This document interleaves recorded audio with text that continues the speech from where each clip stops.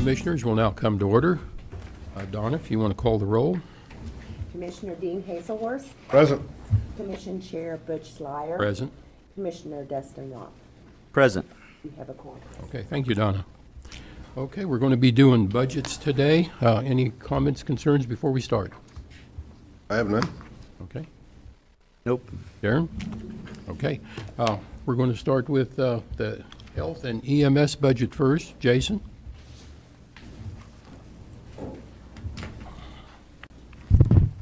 Good morning, Commissioners. Jason Kennedy, Ellis County Health Services. Good morning. Morning.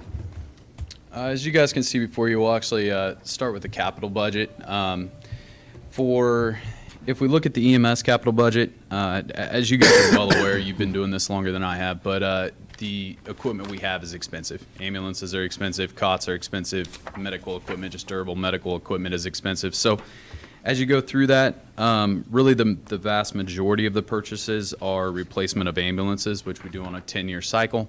The ambulances generally are around, they're over 150,000 miles by the time we get there.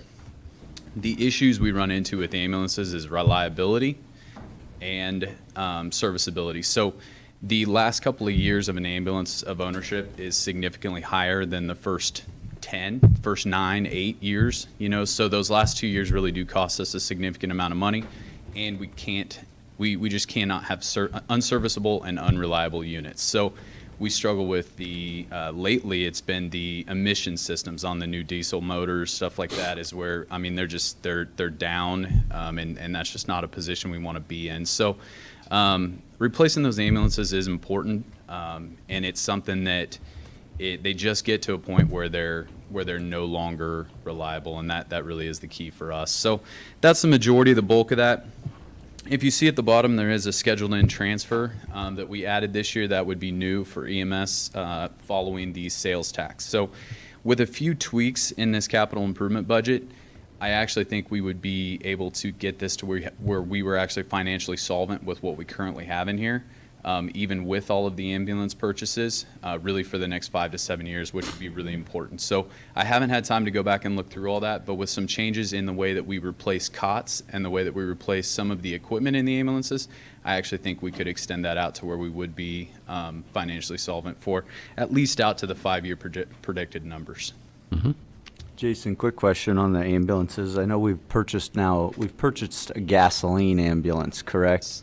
What's your thought process on that? And I imagine we're ways out and future commissions can decide as they go, but how's that working? And our big fear was a lot of them are diesel, and now we got one gasoline one in there. Nobody's accidentally thrown the wrong type of fuel or anything. So we took some measures to try and prevent that. We put signage, we did a lot of training, stuff like that. Yeah. We haven't ran into that. Hopefully we won't. As far as gas to diesel, it's way too early in the process for us to really know what that's going to look like as far as the reliability of the unit and some of those things.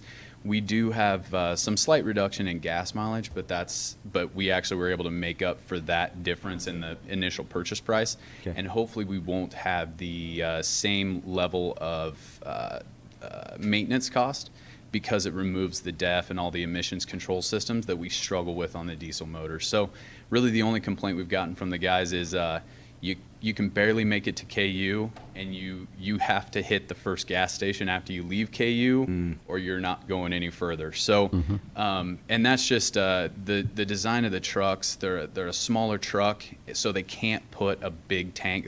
We've got the biggest tank that we can get in them. So we can get there and we can get back to that first gas station, but you're not passing that one. So, okay. But other than that, they're quiet trucks. They really seem to, they work pretty well for us. There was a lot of hesitation with the gas motors as far as power and torque and that type of stuff, but I think the guys are adjusting to it pretty well, and so I think we'll be okay. I really think they'll be good for us, and they are a considerable cost savings over the diesel truck because we have to go to a completely different platform. The reason we transitioned to gas is that they stopped producing our platform with a diesel motor, so we didn't have a choice. And the next step in trucks is around $40,000 to $50,000 just to get to that next chassis that allows us to get the diesel motor. And is that like a Ford E350? It doesn't really. So the chassis we have is a Type 3 chassis. It's okay. kind of a van style cutaway. Okay. the next step up would be to go to a Type 1 chassis, which would be closer to like some of Darren's like brush trucks or something like that. It goes to a pickup style chassis, but the trucks get bigger, the boxes get bigger, and the cost gets bigger. So there are some benefits to the Type 1 chassis that maybe outweigh the cost, and that there's some other different drivetrains. They do have a tendency to last longer, and sometimes they have a reduction in cost because of that different chassis. But right now, we've been in the Type 3s for a long time. We really understand them. We understand the maintenance cost with them. So it's a choice that my predecessor made to kind of continue down that. So we'll have 2 trucks. The other truck that was approved last year and paid for last year will be here in August. So we'll have 2 of the gas trucks that we can compare to kind of our diesel fleet. So. Well, nice to hear that you're on top of that and keeping an eye on it. So you have 41,000 built in for diesel and gas Which one? on under the EMS side. You have 35 built in for diesel. I think it's 35. Oh, 35,000. yeah. So and on 65. in our regular budget, yes. So Is that enough? I don't know. So I looked Okay. back at our last 3 or 4 years. Now going with a gas platform, since we've never had a gas ambulance, so I don't know where the gas side of things was going to go. So I took a leap with a small increase in the diesel cost, and then I also increased the gas budget. The gas truck for this year and for next year, it will be a backline truck, because we try to keep the older trucks in the front to mile them out so we can get the good out of them. So there will be less mileage on the gas truck. So I also actually went to the companies here in town to see if we could pre-buy fuel or anything like that. Honestly, nobody's doing that right now because their costs are so variable. Yep. So I looked back at the last 3 to 4 years of projections. That number would keep us in that unless we see a significant increase in the price. Right now, we're fortunately have seen the decrease on that side of it, which is bad for the economy. So it's kind of a catch-22 there. Okay. That was really the only question I had. I didn't know if you had enough built in there by looking at that. Yeah, so if we look back at the last 4 to 5 years, that has covered it, and then I figured in about a 2.5% increase. Okay. But I honestly don't know. Sure. It's such a You're it's talking such a year highly- away. Yeah, it's such a highly variable thing, and there's just no way. Like I said, we did reach out to all of the really the partners that we've made here in Ellis County, and nobody was really interested in doing any kind of pre-buy or something like that. So it is kind of a shot in the dark of whether we'll be able to cover it. Okay. Anything else on the capital budget specifically? And then if you look at the health department capital budget, we honestly don't have a lot of capital purchases at the health department. Most of the equipment's smaller, or lasts a significant amount of time with some minor maintenance. So there's really not a whole lot of changes or anything in the health department capital budget. As we look at our EMS and our health budget, the EMS budget, we were able to meet the 1%. Most of that reduction came from the reduction of the assistant director position this year. We had built in some, my predecessor had left some in the budget for bringing that position back, although I've made the decision, at least for this year going forward, because of the economic situation, because of the unknown, and because of the budgetary situation, to not push forward with trying to replace that position this year. So I went ahead and fully removed that position in the 2021 budget. I don't know if this is a sustainable model, to tell you the truth, but it's something that we're going to evaluate over this year. I've got a great team that's stepping up to do a lion's share of the work on the EMS side. That position historically did all clinical oversight, clinical development, protocol development, was day-to-day operational oversight, and really anything dedicated toward treatment or staffing was all handled by that position. So some of those jobs I've retained as far as the ones that I can manage, and the rest of the team has really stepped up to the plate. So I gotta give them a shout out that they're doing a lion's share of that work currently. The other Like Commissioner Hazelhorst had mentioned, there is a few things in there that were just kind of variable that we're going to have to deal with as they come. I did look back and figured a modest increase in those, but it's and then the gas truck going to a completely different platform is truly an unknown as far as the cost associated with that. So we could see some, hopefully, my goal would be to see a reduction in maintenance costs. If we have to, that would cover maybe an increase in gasoline or something like that. So anything on the EMS budget? Jason, just because I think the line item, the transfer to equipment, might confuse some people. When you take that away, you're down, you've lowered your budget around $25,000 on EMS. 3212 was our original cut. Okay. Now, some of that was added back in with the new employee costs. So the original cut, Okay. the original budget from 2019, we actually reduced by 32,012, which was 977 less than what your direction was. Okay. Now, there's some employee costs that were figured back in to Right. the numbers you see before you, but So, that yeah, was I the think- that was the original cut. These finished numbers are 26,417, but Yeah. also adding 175,000 a year for Right. ambulance replacement. Which is, as you guys know, it's a savings account. It's Right. putting 177,000 into a savings account because we do realize that the cost of equipment for us is so high. A cot is $18,000. The load system is $24,000. A monitor is $42,000. A truck is $164,000 to $190,000. So that stuff is just expensive. So paying for it ahead of time and making sure that we have in times where maybe the economy's not so good or whatever, in those times we can still provide the service that the public has said they want. Okay. I have a question, Jason. Under personnel services, it appears your health insurance has went down by over about $35,000 or more. Is that accurate? So I'm gonna kick that one to Darren, thankfully. We actually, that's all handled through Darren and Janet's office. They're the ones that give us those numbers, so. So that refers back to that spreadsheet that I've told the commission about, that a lot of the formulas are wrong, calculations and such.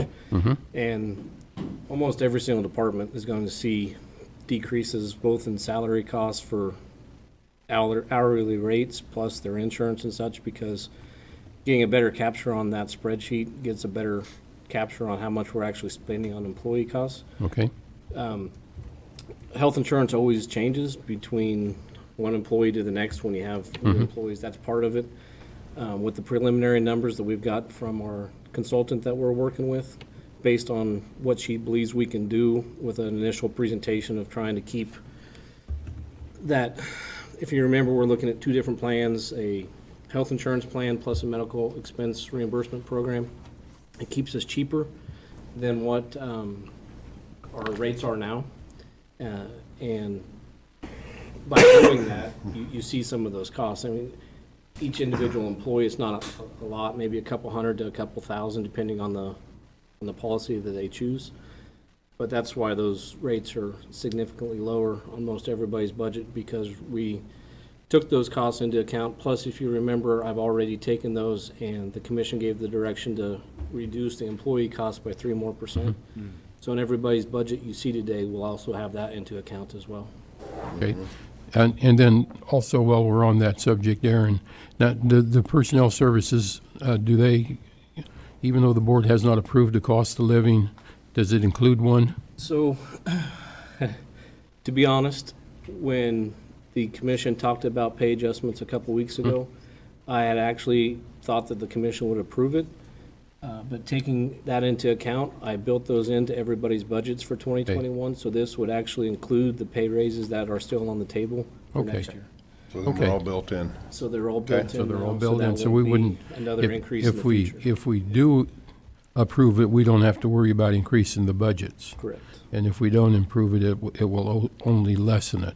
Correct. Yeah. I felt that that was just best, since we already had them built in. You can see the cost, and you can see what it would be an impact for next year on how much we saved on the cost for personnel, but we also built back in the pay raises that are still on the table to Okay. be discussed. Okay, fine. And if you look at the EMS budget specifically, it's about $5,600 for that increase. That increased wage is about $5,600 if you look at the numbers you see before you. So Okay. that's the raise figured in there. Okay. Jason, can you give us an idea on staffing? How much staff do you have at EMS? So at EMS, 24 full-time, 25, and then if you count me, so 25 and a half full-time. And then we've got, we have a variable number of part-time staff, anywhere from around 10 to 6 is kind of our minimum, and it just kind of is a revolving door. But we do have some great part-time staff members that really step up and fill a lot of positions. And the benefit of that is it really is a reduction in overtime costs for us to have those part-time staff and their dollar for dollar labor, for lack of a better word, and that we don't have benefits, we don't have a lot of stuff associated with them, and they're able to step in and fill those positions. So, but yeah, that's we like to keep around 8 to 10. That's been a good number, at least over the last 2 years, of retaining employees, given enough hours to retain them, but not having so many that they can't that dilutes that pool. So. Okay, great. All right, on the health department budget. So, as you can see, this budget did have and like we've talked in the past, we did have an increase in this budget. We actually, if you look at the, not the numbers you have before you, but the preliminary numbers, from the 2019 actual, our goal was a reduction of $5,800. I actually was able to go through line item by line item. We were able to remove actually $13,000, but our cost of goods, so our cost of medications, is a significantly high cost. We actually needed an additional $47,000 to cover just our cost of what we spent in 2019 that wasn't budgeted. So working with the reps and working with our staff, they really thought that a 4% increase was normal for medications. So that's why you see a significant jump in the budget of actually around $22,000. $22,235 was the original number for an increase in the health department budget. That number goes specifically to medications. If we don't have medications, we can't provide services, we can't bill for said services, and we cut our revenue by more than what the cost of the medications are. So it truly is just a cost of goods sold, and we are part of buy groups, we've done everything we can to stabilize that or keep it low. It's just medications have gone up. We've also added some additional medications in there and a couple of new vaccines that are actually really beneficial, and we highly recommend them for the public, but they cost money. Now, we do not lose money on vaccines. We do not lose money on medications. We don't outdate them and throw them in the trash. If we sell what we buy or provide what we buy to the community, and we are reimbursed and we make money on those vaccines. So that's why you see an increase in the budget. Like I said, I was able to reduce almost 2.5 times what the ask was, unless you take that one single line item, which is medications, that is just a cost of goods sold. Right. The reality of that line item, the higher that is, the more revenues you receive. Right. So in 2019, our actual numbers, so we spent 158,000-ish, 159.6 was what we spent on medications, and our reimbursements just for vaccines was 205,000. So we made money on those vaccines, around 50K. So it's, those are a dollar spent equals revenue in, and we do make money on those vaccines. Now, we don't make a lot of money because we want to serve the public. We want to keep those costs down to where we can provide it to them. We actually do provide vaccines at no cost, but it's not through the county. That's through a state program and federal programs that we actually are able to provide that. So the vaccines that the county pays for specifically, we do bill and we do recoup as far as revenue. So there's about a 30% margin on the vaccine that we buy. So no, and I'll tell you why. We actually have an administration charge that's figured into that of $22. Now, we don't always get that back depending on the payer. There's different levels, but we don't have a lot of markup on the medication itself. And I'll tell you my justification for that is the taxpayers are buying them anyways. We're providing them back to the taxpayers. I don't necessarily feel right about marking that up a ton. We try to mark it up enough to cover the variabilities, because there's some vaccines that we might have bought at a lower rate, but when we go to replace them, so let's say we give 10 a year, the 10 we bought at this year's rate is going to be different at next year's rate. So we do try to cover that with a small margin, so that we can continually pay for the vaccines, and then we get the administration charge on top of that. As you're well aware, Jason, you're probably the most famous person in the county right now. It seems like Fortunately. every time I look at Hayes Daily, your picture's on there, or every Hayes Post article I come across. But what's the plan as far as if we can come across a vaccine for the coronavirus? I imagine that there's a lot of testing and wondering how this virus, if it's a long-standing virus, if it will stay in our society for a long time, or if it's something that we'll need to vaccinate over the years. How in this budget is that reflected at all, or is that going to be something that's probably thrown at us if it comes? Okay. So I'll be honest, it's not. We have nothing built in the budget to deal with pandemics as far as just outside of our normal preparedness planning. I will say, on the point of vaccines, we have plans. We have had plans in place of how we do a mass scale vaccination. We have what's called pods plans. I will be very honest with you, seeing as how I've been in this position 5 months, I've never done one. Right. We do have those plans in place. I reviewed those plans. We actually had a statewide drill that was supposed to take place in April. However, we had a nationwide drill and a worldwide drill that we're all working through as we go. So we have plans in place to deal with that. We've built pretty good partnerships with really everybody in the medical community. But no, there's no money in this budget for the cost of the vaccine. There's no money in this budget for the cost of the syringes, the needles, the staff time, it's not there. Okay. Now, we have received grant funding. There's also most of the rest of the healthcare community has received grant funding. There likely would be a lot of that, a bulk majority of that money would be spent for this type of plan or a rollout. But as you guys know, in a time of pandemic, we will treat the public, we'll do what we need to do for them, and I'll figure out how to pay for it later. So Yeah, likely a lot of that comes back in grant funding from the federal side. I would assume, as far as the cost of the vaccine, some of the goods sold, at least what we've seen so far to this point, is that the state has been really good about getting us what they can. We have significant PPE stores. We have really, most places are doing good now. We're in a good position as far as our availability of testing, our PPE, that stuff that has been provided from the state at no cost, at least to Ellis County. So I would assume that model would follow, and then we would all figure out how to do it as we move forward.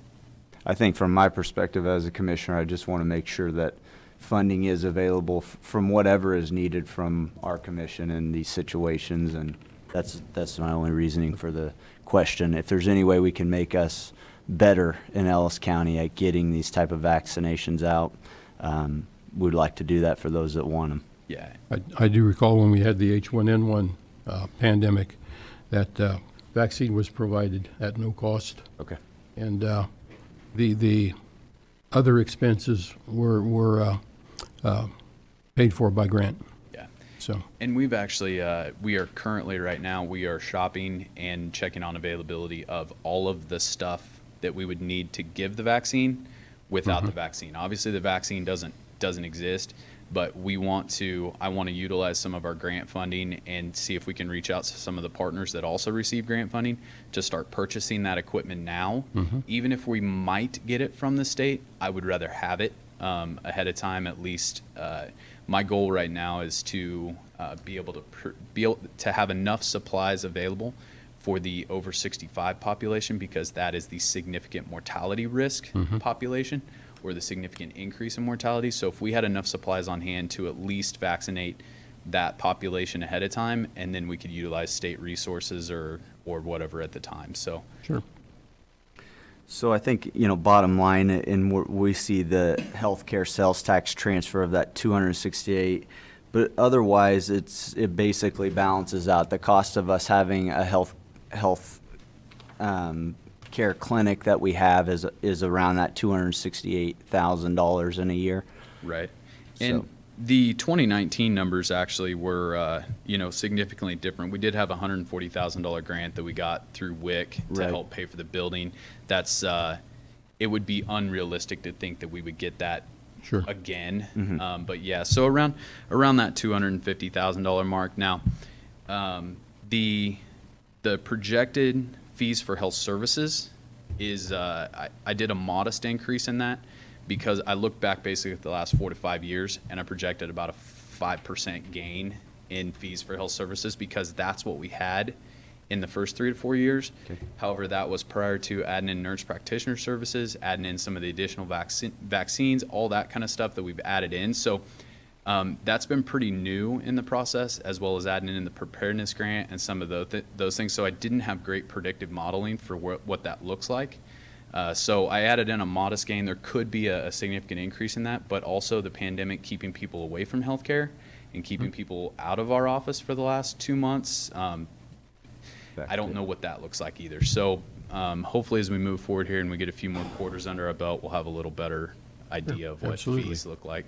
Yep. I think the public's seeing the value of a health director right now, as every time I see you on a Zoom meeting. I'll tell you what, it's been an important position. It's been good. I've received tons of support from the community, which has made this possible, and support from inside our organization. So it's been an interesting process, but it's been a good one. And I will say on the fees for health services, we need people to actively seek out medical care. It's time to get back to doctors' offices. It's time to get back and make sure that we have a healthy population as we move forward. People have placed diabetes, hypertension, they've placed that on the back burner for fear of going to doctors. People need to understand it's safe to return to that medical care. It's safe to return to get back to get your vaccinations. Those things are still important, whether it's a vaccine for COVID or a vaccine for shingles. It's something that's going to be important and impactful in keeping the population healthy. So I really encourage people to seek out that medical care and get back to seeing your doctors. So the healthier the population is, the better we can fight. Okay. Any other questions? Nothing from me. Thanks, Jason. Okay. Thank you, Thanks, guys. Jason. I will add, just as Jason and I have talked about this, and so we're transparent to the public, if you look, Dustin kind of briefly mentioned it, at the top of each budget for health and EMS, comes up to roughly that $1.5 million that we were estimating for sales tax revenue. So you can see that that those estimated revenues of approximately $1.55 million are included in the health and EMS department. As Dustin said, it basically takes the health department completely off the general fund with the support from the sales tax. The EMS was approximately 2/3 previously funded from the general fund. 1/3 of it came from their revenues. By adding that roughly $1.2 million, it takes us to 66% funded off the property tax. And the only remaining fund between those two that are left to get us to that estimated $1.55 million is in a different fund for the High Plains Mental Health.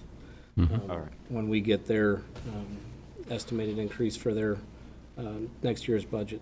So it's all included into your budgets as you see.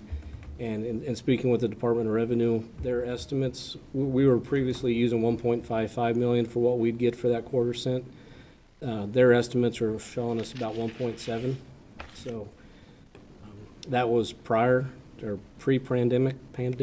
So I kept the 1.5 million just to be safe and not over budget our revenues for those two departments. Well, Jason, we appreciate your bluntness, your professionalism through this process. I sleep a lot better I know there's a lot of county commissioners that worry about their health directors every day and the things they may say or do. I'd never really have a fear of you in front of people. You're by the law, by the book, and you're honest with people, and I appreciate that. Tell you what, you guys have made a great investment in the staff that's around me, and really the equipment and everything that the commission has put in place up to this point has been really impactful in making me successful. Even the EMS health department transition, we've been able to reach out to the EMS side to add on some contact tracers. I know if we go to a large-scale vaccination plan, I have a bunch of paramedics. I got a deep pool of paramedics that I can pull over to help with that process as well. So it's been an interesting process, but I appreciate the investment that you guys have made up to this point and the confidence in me moving forward. Okay, we'll keep up the good work. Yep, thanks, Jason. Okay, next will be the county attorney.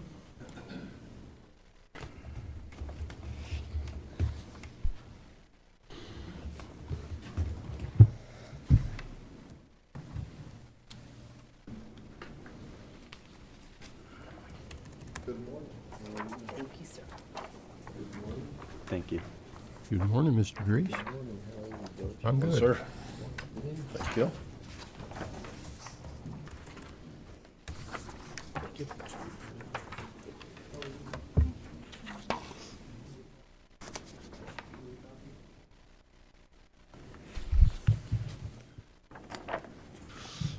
Good morning, Tom Duis, Ellis County Attorney.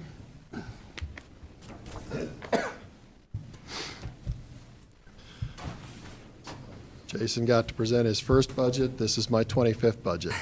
Hey. Present to the county. And Donna brought No pressure anymore, huh? And you know, Tom and Donna brought anniversary cookies for your 25th one. I saw that. I saw that. Very nice of Donna to do that. Okay, this is much the same as we've done it for many, many years. Page 1 is the actual proposed budget for my department. You do see a significant decrease. That, of course, is based on removing the prosecutor and an assistant out of my office for 2021. If you were to replace those positions, and I do advocate that you replace those positions because they are needed, you would need to add $130,000 to that budget for the new prosecutor is going to run 65 and their assistant 35, and then the benefit package for both of them will run about 15. So you'd need to add $130,000 if you can find it within your budget and within your heart and soul to replace those positions. That would be added to the bottom. As far as the expenditures, within the department, as you know, my office is 96% salary, so there's not a lot of bells and whistles. It's just mostly paying people to work hard for the county, which they do. I am concerned with the group health insurance. I know Darren's working with the consultant, but he and I agreed to meet halfway on that, on the savings. I don't think my gut tells me we're not going to see that amount of savings. I know we spent $166,000 in 2019 for 9 employees, and cutting that to 135, I think that's just too much of a projected savings. So Darren graciously agreed to meet me halfway, and we put that back up to 154,000. That one concerns me. But otherwise, the amount I'm requesting for the department is $777,000. And then if you do find the ability to add those positions back, add another $130,000. One thing that I want to give you a heads up on, the courts are going to a new online data system. And right now, it's in a pilot program, and it's anticipated to be put into place. They were hoping for 2020. I don't think that's going to happen with COVID. possibly 2021, it may stretch into 2022, but there are a couple of counties who have been working as part of this pilot program, and there have been just some horror stories out of the county attorney's office. One spent almost $200,000, one has spent about $150,000 changing everything over to get onto this system. And so hopefully that's not going to be reality. I can't imagine they really want to go to a system where they're going to ask every county to, pony up in the neighborhood of 100 to 200,000 to get onto this system. So we'll see. But It's a court data system, you said? it's a brand-new court data system that they're switching over to. Amanda is on the committee, and she can certainly explain it better to you. But Okay. And hopefully that's just with the glitches that are happening, trying to get this up and running. But I hope that's not the situation. But you could have my successor in office next year coming in here begging for a significant amount of money to change over to a data system at the court, because we'll all need to go to it. So all the offices work with the same data system. Questions on the actual budget numbers themselves? Nothing for me. I've got just a couple questions, Tom. You've got the private car mileage line item here. It looks like in 2019, the actual mileage paid out was about $3,684. When you do that private car mileage, can you explain that as far as what you're running around for? Sure, that's mileage to go to conferences, to go to various things that we do out of county. The Attorney General has regional meetings Okay. for county attorneys, and we drive to and from that. And so there is some mileage involved. How about the other professional fees? What kind of professional fees are those? It looks like you spend almost exactly what you budget, so I just kind of wondering what that is. Right around the $10,000? Yeah, that 10,000. Most of that is for part of the contract we do for, well, no, I'm sorry. Mostly what that is for transcription and stuff like that. Oh, okay. Okay. That we pay the court reporter for transcripts. The only other one There's is, also some other fees in there. okay. But you've kind of got that panned out almost exactly what you spend on those. Yeah. Okay. The other thing is the books, library, and materials. Usually you don't spend much. I mean, it looks like in 19 you spent $718, and we got a $5,500 line item there. What kind of books? I still have that in there, and that's probably easier to explain if we turn over to page 2 Okay. in my packet.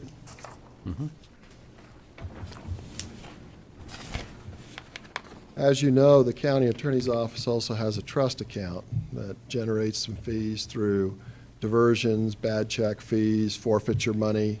We get a percentage of that comes back on property that's forfeited. And so I utilize my trust account expenditures. On the professional services, as you can see, for 2019, Westlaw, which is the online legal research, that was right at $6,000. That's the $5,500 in my budget. By statute, I'm not supposed to use trust expenditures to cover basic expenditures within my office, but the reality is we do. Okay. So it's still in the budget, but it will probably be covered by the trust account expenditures, but you can't guarantee on that money. So if you look at 19, Got you. the online legal research is $6,000. The office cell phone is $1,000. Internet was $1,000. We have second internet service in addition to what the county provided, which was good. Yesterday and the day before, when the county was having issues with their internet, we still had service through our secondary line. $3,300 for special prosecution fees this last year. The Attorney General appeal contract, that was $4,500. That's really down. In 2018, it was $9,000. In 2017, it was $8,000. We're starting to see some savings, some economy of scale now that more counties are adding to the list of allowing the Attorney General to do their criminal appeals. The cost per county is going down. So that was a big expenditure the last several years in my trust account, $8,000 and $9,000 for the appeal. This last year, it was only $4,500. There's registration fees, and then Kansas County and District Attorneys Association conference fees. We spent $3,000 there. Some office equipment, that's listed. Some additional office supplies, and then also trial support, which is, mileage for victims. Usually there's some hotel rooms, extradition costs, publication costs have continued to increase. More and more counties outside of Ellis County and outside of the state are charging to serve things. They used to do it, free for government entities, but now they're charging as a way to try to recoup some money for their budgets as well. So You mean counties outside of ours, correct? Yes, Ellis County doesn't charge us to go serve Right. papers. But when we have to have things served in other counties, warrants, child needed care proceedings particularly, we have to have parents served or people served for those hearings. We normally now, what used to be free is now anywhere from $30 to $60 to have that person served. And so those fees are starting to creep in. So even though that's a statutory obligation of a sheriff's department or the statutory obligation of a county in general, they're saying, we'll do it, but you have to pay us. We'll do it, but we'll charge you to do it. So everybody's, and I understand how tight budgets are. We might have to talk to our sheriff about charging other counties when they're serving I don't here. know if they do that or not. I would hope not if they're serving for another governmental entity, but that comes down to robbing Peter to pay Paul. Yeah. So those expenditures within the trust, they have been creeping up. As you can see, they significantly jumped in 17, 18, and 19. I have been using that to pay the online legal research and the appeal contract. I'm still leaving that amount in the budget because it needs to be in the budget, but I've been paying that out of the trust. That trial support number of 4577, is that paying for jurors too, or not? Trial support, no, that's not, doesn't have to do anything for Okay. jurors. That is mileage for witnesses. Oh, okay. As you can see, some extradition cost for bringing some prisoners back, some publication costs, service of process. And this year, we had a veterinary fee that we ended up paying. We had a defendant who had a service dog. She ended up at the state hospital on a incompetency to stand trial. We ended up boarding her dog for a few months, several months, while she regained competency, and then we were able to resolve the case. So we ended up, my office, because there's no one else, the court doesn't have any money to pay that, the sheriff's office doesn't have any money, so I I was paid. going to ask you what that I was paid about. that. I thought, how do we get veterinary fees on your budget? But Yeah. anyway, That was for a defendant who Okay. spent time at the state hospital on an incompetency. thank you. And that was it was a trained service dog. So it was boarded or buy it, and I didn't want the county to suffer the cost of paying for a trained service dog, so we boarded it. So those are the expenditures on 2. Any questions regarding the trust? No. Page 3, community corrections. This shows the number of people that they supervise, the number of supervision days that they supervise, which are days that they are not in the Ellis County Jail. And we take that just times the daily cost of $35 to show how much the sheriff's office would have had to incur had these people been in jail. As you see at the bottom, this cost does not include transport, officer salaries, mileage, or medical bills for the inmates that they would have incurred. This is just the $35 per day cost. Our partnership with Community Corrections has been exceedingly well done. In 8 years now, they have saved the county just over $3 million in costs by supervising. And they're under no obligation to do that. There's no statutory obligation that requires them to do that. That is something that John Tremblay and his organization through Community Corrections has agreed it's a necessary service. It makes our community safer, and so they've agreed to step up and do that at a savings to Ellis County. That's good to know. Page 4, my hours that I've put in the office. Always let commissioners know they're getting an honest day's work out of their county attorney.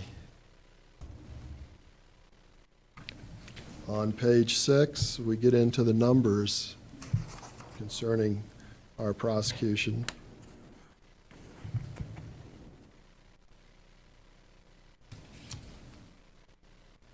Oh, I skipped a page. Okay, page 5. Sorry, page 5. Page 5 is the felony sentences for the top 25 counties, population-wise in Kansas. These numbers come from the Kansas Sentencing Commission for the number of felons sentenced, not felony sentences, the number of felons sentenced. Whether they get directly sent to prison, probation, or jail. County jail, you have certain felonies where they serve their time in county jail. And then there's non-drug and drug at the end. As you can see, our numbers continue to hold. In 2019, we sentenced 216 felons in Ellis County. You can see how that compares to other counties our size. The counties 20 to 40,000 are the bottom 15 on that list. Then if you turn to page 6,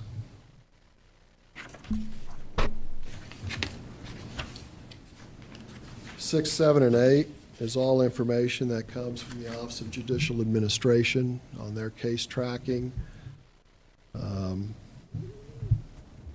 You have a criminal convictions, civil convictions, and total convictions. If you actually turn to page 7 for the criminal, that's a combination of felony convictions, misdemeanor convictions, DUI convictions that are handled through district court. Your traffic convictions, now that's, I always calculate that at 2% because it's unrealistic. For example, Ellis County has like 2,800 traffic cases, but it's an unrealistic number. We handle that primarily with an attorney using about 20% of his time to do that. So I always calculate to get a more realistic number at 2%. That way we can compare apples to apples all the way through the counties. And then you have your total criminal convictions. Then on page 8 are your civil adjudications, juvenile offender, child in need of care, care and treatment cases, which are alcohol, mental illness, and drug, people who need assistance, that we file cases and assist them in obtaining treatment. And you have your total civil cases. Parenthetical is where we would rank in counties of 20 to 40,000 in population. So for example, on the criminal side, we were 4th in felony convictions, 2nd in misdemeanor convictions, number 1 in DUI convictions. We hit the 100 mark in 2019. You don't see that other than the big 5 in the state. So we were the number think we were the number 4 county total in the state of Kansas with the DUIs. Or no, I'm sorry, the number 6 county total in DUIs in 2019. So back on page 6, that is the total number, the total criminal, the total civil. Then I divide that out by the number of prosecutors in the office, and that's the basically your convictions per prosecutor in the state. As you can see, in 2019, we finished number 1. We tied with Reno County at 220 per prosecutor. And that's too high. That's why we need more help in the office. We're working incredible hours, long hours. There's a lot of cases we're not getting to. And there's cases we have to just choose to set aside and not get to. There's cases we don't get to that we don't, not by choice, just because we don't have the manpower. But we do what we can. We're working very hard. Our numbers bear that out within the state. I'm very proud of what my office does and what the people in my office do. They produce a lot under not having enough manpower. Then if you look on page 9, this is a comparison on page 9 of the county attorney offices for the counties of 20 to 40,000 population.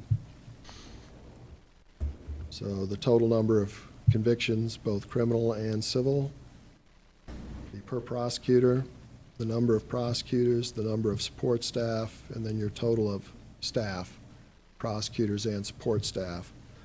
The asterisks are the counties who traditionally, year to year, over a period of time, would have 500 to 700 criminal convictions, 200 to 300 felons sentenced each year, and 800 to 900 total convictions adjudications. And so when you look at our comparable counties, Gary, Finney, Ford, Lyon, and Seward, as to us, you can see their total numbers, and then over on the far right-hand side, you see their total staff. And we are doing a lot with a little staff. I hope you can see your way forward for the next county attorney to find it in the budget to replace that attorney and that staff member. They are needed. We covered that in great detail in February, so I won't go into that detail today. But it is needed if the money is there. But there's a snapshot of my office. Thanks, Very good, Tom.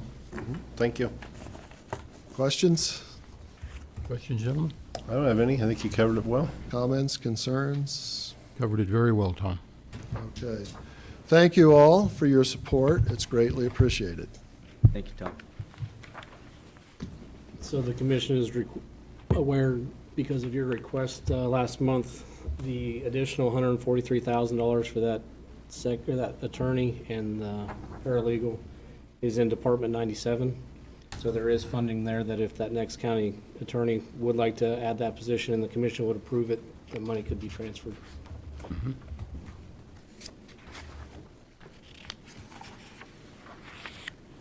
Okay, moving on. Next will be the appraiser budget. Lisa.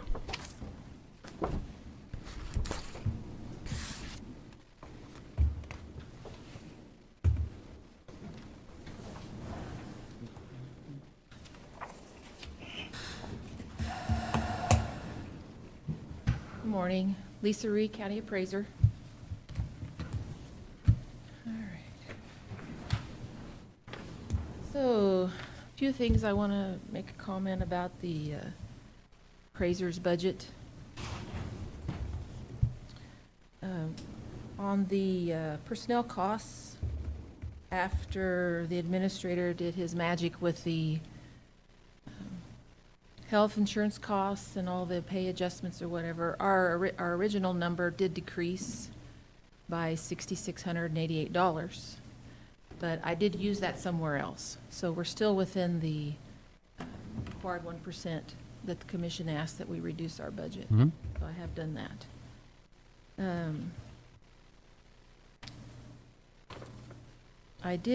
I was able to decrease the rent of building. That was only $500, but we were storing items at the salt mines. And Donna and I took a trip down to the salt mines to see exactly what was down there, because I honestly didn't know. And there were 3 small boxes of microfilm, so I brought those back with me. So our office is no longer storing anything in salt mines. We're able to store them in our safe here in the basement.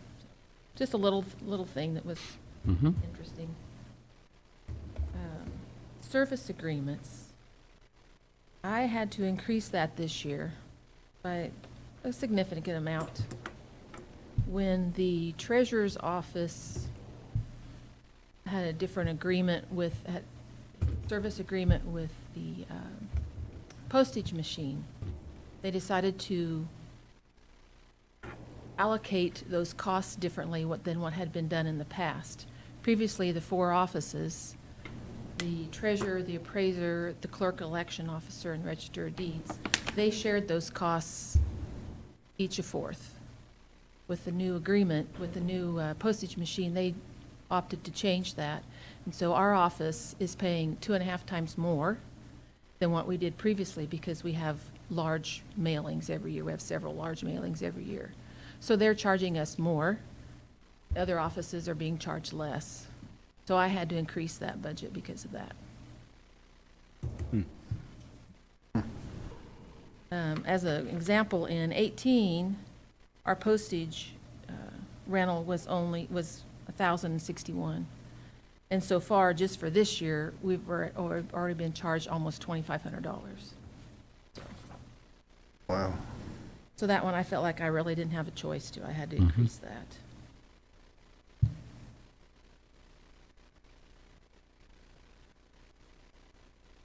The other contract labor item, that is where it took the hit this year. I originally had that down at $2,500. But because the personnel costs had a decrease of $6,600 roughly, I added that back into the contract labor. Unfortunately, that's not enough to fund our contract services that we have someone help us with some of our analysis. And to me, that's a concern, because I don't know how we'll get those done. As a background, in 2015, when we had a retirement in the office, the commission at that time basically eliminated that position. So we've been down a position there. And as we've moved forward, we've had difficulty fulfilling positions in our office. And even though the funding was there, the commission or the administrator has informed me, you do not fill those positions, because of budgets, even though we had money in our budget. So we're at the point where that position is eliminated now. So we have, counting myself, we have 6 full-time and 2 part-timers in our office. So roughly 7 1/4 positions in our office. Our peers, same size, same parcel counts, they're at 10 1/4. So basically, we're 3 positions lower than our peers.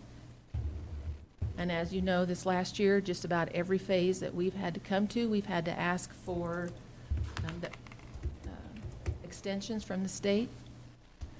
Our real estate valuation notices, we had to get an extension for. It was a month late. Our oil valuations, we had to get an extension for, to get those out. We're working towards getting all of our real estate informal hearings done by the 20th. And hopefully we can get certified values to the clerk on the 1st. We're working towards it, but it may be another time to ask for another extension. So, without funding our contractor, last year we paid him $14,000, and he did a lot of our commercial analysis for us. So even at $8,900, that's not enough to have him do work for us. So I don't know how we're going to get that done. What do you think that number should be, Lisa? At least 14,000. Okay. Explain to me commercial analysis. What exactly is that? There's four different things that he does for us. One is commercial depreciation. These are phases that I did in the past when I was the deputy. And then when I took over, I just can't do those anymore. Okay. We originally had him do 5 of them, and one was the residential depreciation. I have been able to get one staff member to get the training and the experience to be able to do that phase, so we don't pay for the contractor to do that anymore. Okay. The hope is to be able to have staff members trained and educated and have experience to do that for us. But at the staffing level we just can't do that. If I would have the deputy do these phases, or another person in the office learn to do these phases, well, then they're gonna have to give something up that they do now. And they're gonna have to train someone else to do their work. And eventually, it's just a cascade effect. Eventually, you end up with an empty chair, that there's something that's not gonna get done. So, but anyway, the commercial depreciation, that is something that we have to do every year. We review sales of commercial properties for several years, and for different different types of buildings, they can have different depreciation amounts. So that's one of the studies that he does for us. He also does something else we're required to do, is an income and expense analysis. We get information from commercial owners that rent out their buildings. And he takes that information we get and he groups it together with different types of buildings, different types of businesses, whether it's retail or office, medical, and then we can use that to try to use income information to set commercial values. And another thing he does is the capitalization rate. That's another item that is important on setting commercial values. That goes hand in hand with the income valuation. And then we have another one that's commercial, it's called economic condition. You could have a office building in Hayes, downtown Hayes, and you could have the same building in Ellis. They may not be valued the same because of the economics of Hayes versus Ellis. And so he does that study for us as well. And by law, by statute, we have to do that every year. I'm not sure it's actually a statute, but it is a requirement from the state property valuation department. Okay. Pretty well everything that we do in our office is either statutorily required or required by the property valuation department. And how much information do you give this contractor? Imagine you compile information for them, or do they go compile the information He themselves? compiles it. Okay. To We the do tune Sorry. of, to the tune of $1,200 a month or so. Yes. If we fill that position with benefits, what would that roughly look like, number-wise? Didn't even try that. I'm gonna guess 75,000. What we really need in our office is another data collector.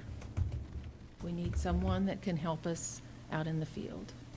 That would be one of the lower ranking positions for pay.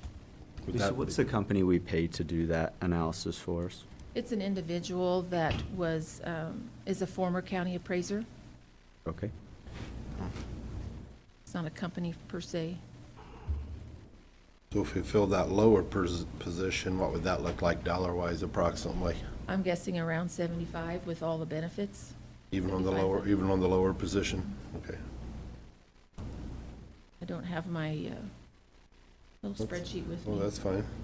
Just looking off our spreadsheet, depending on the benefits package that they would choose, family, insurance and such, minimum of 50, between 50 to 65,000. overestimated then. Thank you. Thanks, Darren.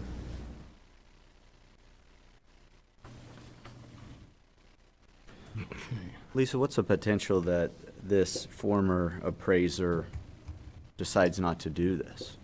Decides that the 14,000 we pay is not enough and/or, holds us ransom for the idea of, well, you're not gonna be able to do it with the staffing that you have, so now I need $20,000 to do it. I don't think he will do that. But our option is if we don't have the money to pay for it, we're just gonna have to scramble to find a different way, whether we get another contractor to do it. There are other contractors. There Okay. are companies in the state that do that for other counties. Okay. There are some counties that contract all of our analysis process. We don't. We still do some of it in-house. And the issue with, the intent, like I said, was to get people within the office the experience and education to be able to do these in-house. And the reason for that is, as a commercial business owner, you want to know how that value came about that we placed on your property. And if you want to know, well, you say my depreciation on this property is 75%. Well, I think it's only 25%. That person that has set that value should be able to explain how that depreciation came about and understand how it works. So, That would be a contradiction of the property owner versus your appraised value and how they feel their property is appraised, essentially. yeah. But we get that kind of comments in our appeals a lot. Yeah. Yeah. And usually their appeal is that it's too high, obviously, that's usually their problem with it, is appreciation versus depreciation. That they feel like their property is valued too high, therefore they're paying too much property tax on it. Correct. So I buy commercial property on occasion. I look at a lot of commercial property all the time. And so I worry about this analysis sometimes because we have to go to a private party appraisal before we can actually figure out a bank loan, things of that nature. But recently I looked at a commercial property to help a friend to possibly go into business. The property sold for around $130,000. The county valuation on it was $52,000. So, like I say, they're never going to come to us and say, you're wrong, even though they listed the property at $70,000 more than what they were having the county appraise it at. So, I know commercial property is hard. I'm in the process of a commercial property right now. So the big fear is after we do all the work to the property that it doesn't appraise for what we need it to in terms of our note. So that's kind of, I'm glad you said that. At least we know from our perspective, we have other contractors available that we're not being, I was hoping it wasn't that we had just one person that had the potential to hold us hostage on this. Right. So, okay. And he does all the analysis, but it's still our decision on Okay. what to do with the information he gathers. And So if you see anything Highways. that doesn't look correct, you make adjustments, but also, in the process of appeal, you get to make a final decision, or we Yes. get to, yeah. Yes. Okay. And commercial properties are just harder to value. Our ratio study that the state does on our commercial properties, they had 10 sales in there for a whole year. Yeah. We'll have hundreds of real residential sales to look at in a year. Commercial is it's just different Yeah. and harder to do.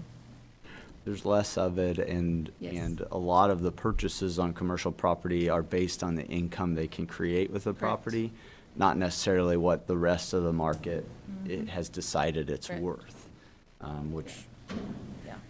it gets hard and Yes. interesting. Lisa, if we were to give you another position in the department, would we be able to remove the contract labor line item? Eventually, yes. It takes a while to get the education. I'd say at least 2 years. You get the education, And if you do it 1 year, you're just kind of getting the feel of it. The second year, they should be able to have a better handle on how to do the analysis. Okay. And I you're don't- at I don't- 7.25 positions right now? Yes. Okay. Yes. Any, new hires or newer employees that you have confidence that could really come up into some of these roles? Yes, in time? I have a Good. plan who can do what. Okay, It's just got to just- give them time and Yes. knowledge. Okay. Yes. I think this is something as a board we really need to give some consideration to. Yeah, I tend to like contract labor because it seems like we usually get good value of it. We've even seen that on cleaning buildings, how good that contract Well, labor you don't have the can be. benefits either. Yeah, the benefits package is usually what ends up hurting us. And something like this is obviously a high-level knowledge position that if we can spend $14,000 to get it done is great. I'm a little concerned that we have issues across the way as far as coming together to not have you have increases in your service agreements and things like that, but this is the nature of county government. There are elected officials that we deal with that maybe don't want to work with everybody else and don't care about everybody else, so. But, yeah, I think it is something that we could look at closer, and if you come up with any ideas that you think would be beneficial, always feel free to run them by us. Even if it's part-time staff that you think could be a potential long-time employee that is at Fort Hays State University right now, or things of that nature. I want us to be more flexible with you in the future, as long as it means savings to the taxpayer and better valuations overall. And we'd like to take a little stress off of you at some point would too, be- Lisa. And, and as you know, I've been talking about this for 3 years now, but in 3 years, the plan is for me to say goodbye. And I would really like for my office to be ready for that. Yeah. That I will feel comfortable leaving, knowing that I have done my part to get to take over. And I will say that I think we're really trying to look at ways to make the office more efficient. In, I believe it was 2016, at that time, the commission allowed us to purchase tablets and a software program that we can use out in the field, like at this time of year to do our 17% reinspection. That has cut down tons of data entry for us. That has alleviated a lot of time in the office. Something we just recently did with the tax program, all of our personal property mobile homes, we had to value those in our real estate program and then transfer them manually into our personal property program. For $600, we were able to buy a portion, a section of the personal property program, and now we're able to value those one time in the personal property program. Good. Saving time there. Yeah, and I imagine in the information age, hopefully it does ease the burden. If there is equipment that we can buy, if there is software that we can buy that is helpful, I think the beauty of software, and I think all of the private appraisers use, is that it ends up being I wouldn't say more accurate than a person actually taking the time and looking at it, but definitely eases the burden of time Right. on your office. And I'm always willing to think about those capital projects. If you see any that come along that you think could significantly save staff time, so that you can do a better job without adding a position, because we know what a position costs. And maybe that's the end, is a position, especially as we talk about succession for Lisa. But I would definitely be interested in anything you see that you think might save Yeah. time or money for us. Sure. Well, I have two things 'Kay. already. Okay? Our personal property package, software package. We are starting in 2021, we will be doing personal property online filing. Hopefully, it will be well received. That will alleviate a lot of data entry in our office if people utilize that personal property online filing. And I think it'll be, I'm gonna guess maybe 50%. So that's if somebody has personal property that they just recently purchased, you guys don't have to go out and do the analysis and stuff. They can input it online and you can appraise from there. It will be, at the first of the year, we mail every personal property owner a worksheet that shows what we have listed for them.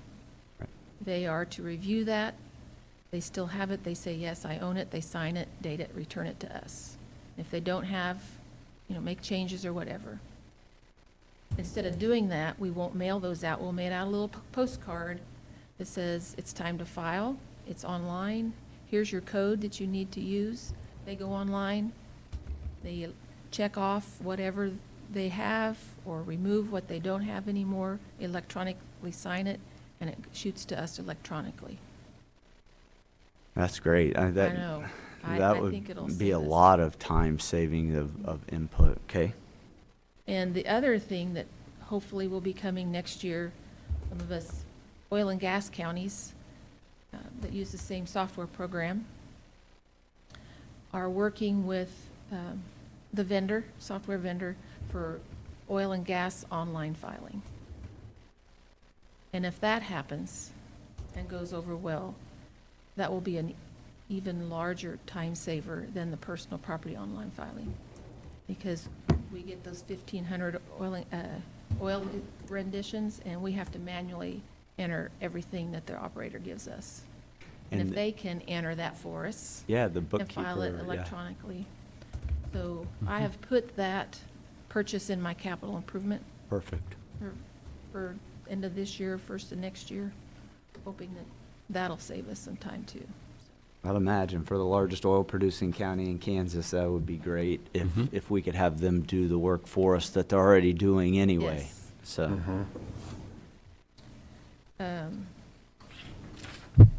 And one thing that I would really like to have in the budget is a line item for outside attorney fees. This last year in 19, we had two instances, the district court case that you're aware of with the oil, and then an oil personal property case. Mr. Jeter had a conflict, either personally or in his firm, so we went to County Attorney Tom Duis. And as you know, his plate is already stacked high, and we've added to that. If we could have just a small $1,200, $1,500 maybe in there, that if we need to have outside attorney fees, we would have that. That's just kind of a wish list. In 19, we did hire a outside attorney. There were 4 of us counties that had grain elevator hearings at the state level, at Board of Tax Appeals, all the same company. So we went together and hired an attorney. He's out of Salina. He represents a lot of counties at the Board of Tax Appeals. And he's experienced with BOTA. He knows county business, appraisals. So we utilized him, and I think that cost us almost $1,500. And we won. We won the cases. So, but that would just be something I would like the board to consider, whether it's 2021 or in the future, that would be a possibility. Because as you know, Tom has yeah. got enough to do. At that point, when you had that issue in 19, how did you come to the commission and they approved the funding at that point for the attorney fee? Well, no. I talked with Mr. Jeter, got his opinion that it was okay that we did that. But in 19, I had a 3/4 time position You had in some my cash budget, out of that. which I wasn't allowed to fill, so Okay. I had the money, so I didn't come. Okay. Darren, can you tell us in a situation like that, what we would typically go to if it wasn't in her budget? Probably the easiest place to go to, depending on the time of the year and how much is allocated already, would be the contingency fund. Yeah. That's been reduced over the years. This year, as well as next year, it's only 140,000. Okay. Any questions on that? I've taken up a lot of your time. Thank you very much. Very good. Did you have any questions on capital improvements? It's basically vehicles, printers. I did add in there for that oil online program. But As we look at vehicles for capital improvements, we typically have to have, because of our county, we have to have relatively sturdy four-wheel drive type Yes. of stuff to get around, right? Yes. And we typically buy new, and we keep them we use them for 20-plus years, so we Okay. don't buy them very often. But we'll be coming up to buying a couple of them soon. Okay. All right? Thank you, Thank Lisa. you.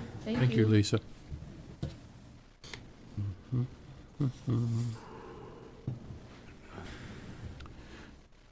Gentlemen, do you wish to take a break? I think sheriff is next, and they're not here yet. Yeah, we can, it's fine. Okay, we'll Use the take a restroom. 15-minute break.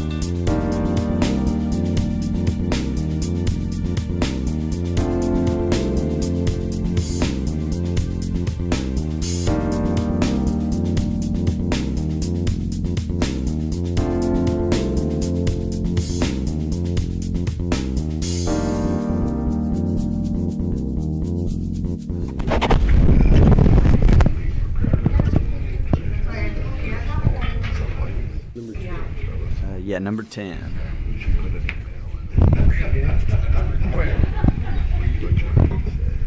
The funny thing about budgeting, it's the most boring, important thing that we need to do. I think it's interesting. There is a lot of It's detailed and there's a lot to it. yeah. And I think it's good for you guys to hear some of that.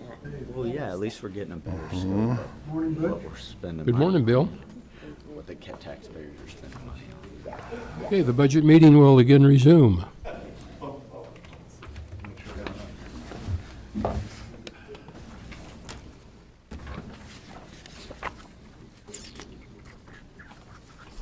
I'm glad you have another one.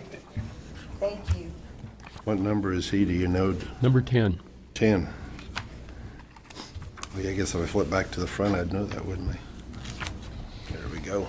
Good morning. Good morning, Mike. Leichner, Ellis County IT Director. The budget presentation that you have before you kind of outlines briefly the changes that were made from last year's budget. In salaries, again, I'll do as Jason did and defer any questions to him, but I will point out that we had 2 retirements of long-term employees last year, and so that when we filled those positions, that they came in at a lower cost, if you will. So that enabled me to lower my expenses. And then, of course, when the adjustments were made for health insurance and all of that, it changed again. And any of those questions I'll defer to Darren. But that was a significant change on the salaries portion. Under contractual, telephone and telegraph, which is kind of an outdated title, if you will, but it's largely made up of our hosted phone system, wireless phone, and Wi-Fi, MiFi devices like cell phones and portable MiFis, and internet and TV subscriptions for the county. That's a largest portion of that line item. I transferred a significant amount of that to other contractual services just to give a more accurate reflection of how those expenses are being spent. So you'll see that further down in the other contractual services line item. But there have been some reductions made by both the IT department and other departments regarding phone usage and TV subscriptions. We've tried to combine, reduce subscriptions and things like that. We're putting more, for instance, our primary internet, all offices that are connected back with fiber use one primary internet connection. And then there are other ancillary offices like Ellis and Victoria, EMS, the landfill. Those have a separate internet connection just by the sheer fact that they're not connected to us. But we've tried to combine as many of those as we can. Also, we've dropped some cable television subscriptions to help reduce costs there. So that's the telephone and telegraph line item. Under subsistence, there's a couple of line items here that have been affected by our cutting back of training, travel and training. We're making better use or more use of online training resources and listserv options with sharing information with our peers around the state and around the nation.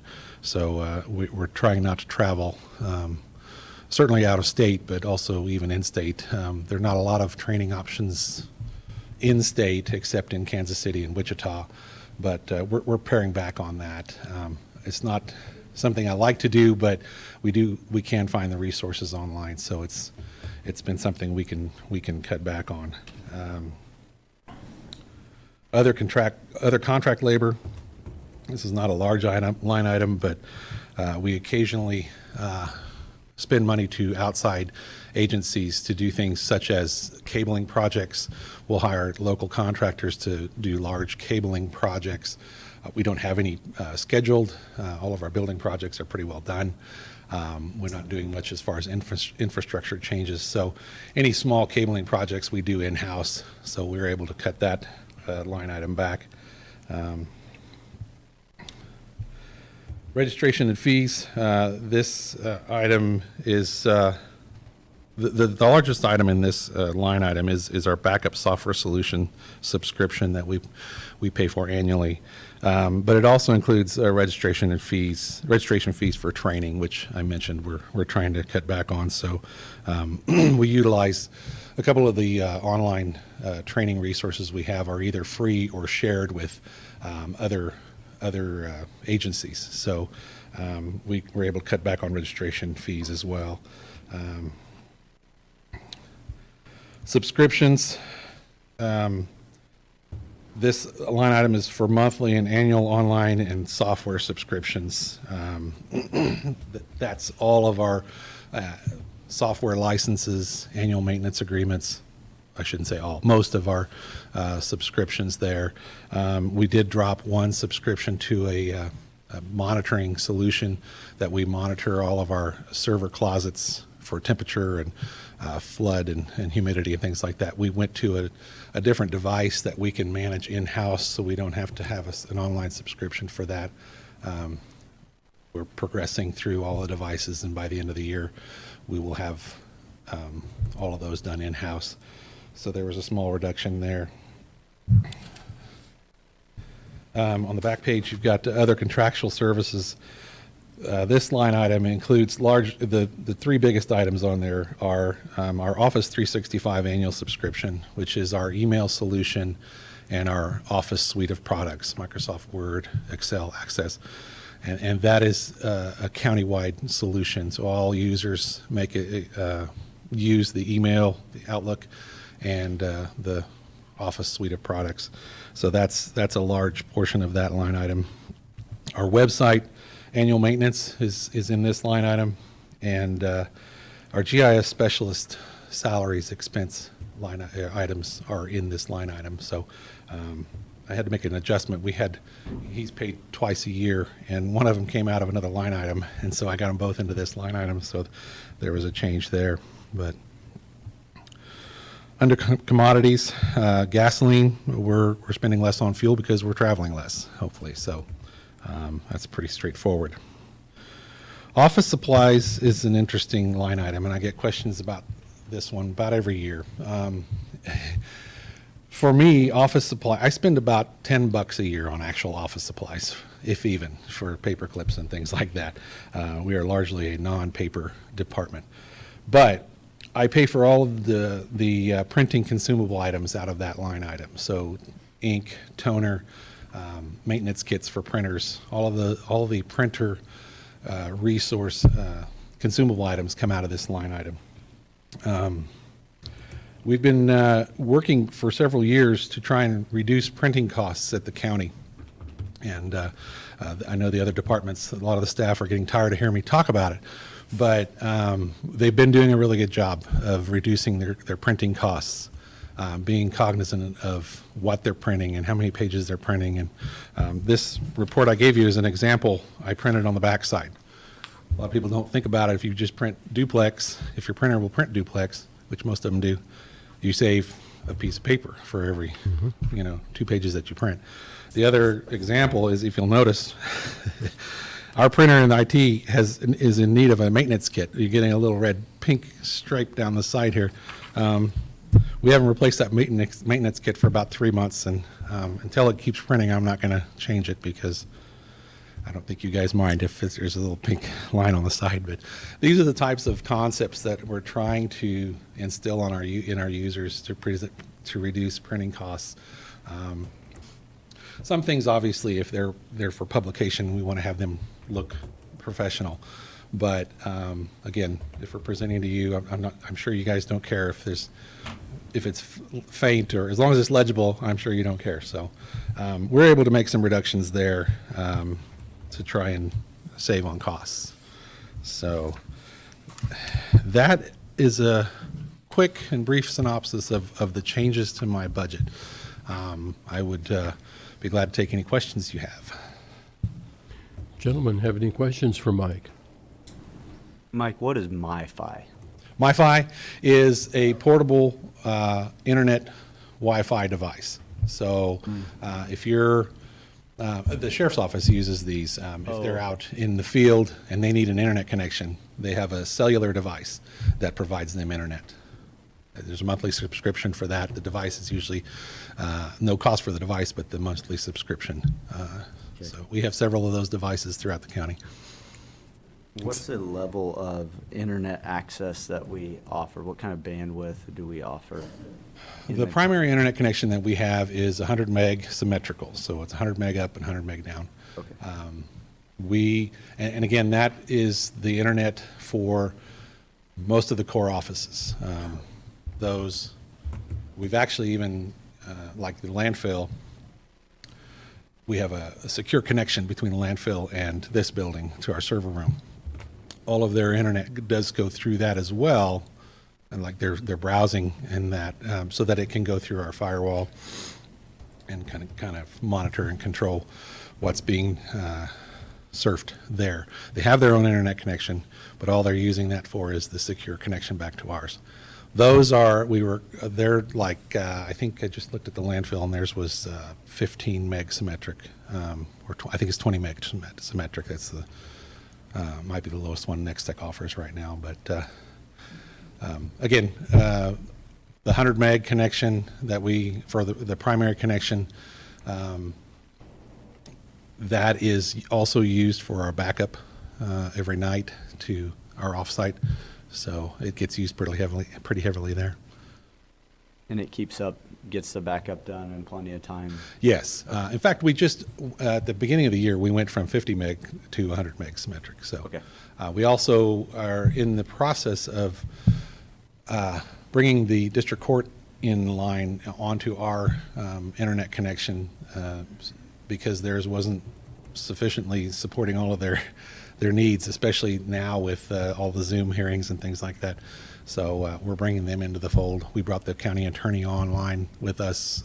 We started last year on that. So we've added to our usage, since therefore requiring the increase of our bandwidth. How was it paid for before in terms of the separation of the county attorney versus our admin building? Before we brought the county attorney on, they had their own internet connection. I believe it was an Eagle internet connection. Okay. We still carry that internet connection as a backup, a failover connection. It's a low bandwidth. I think it's 10 by 5 or something like that.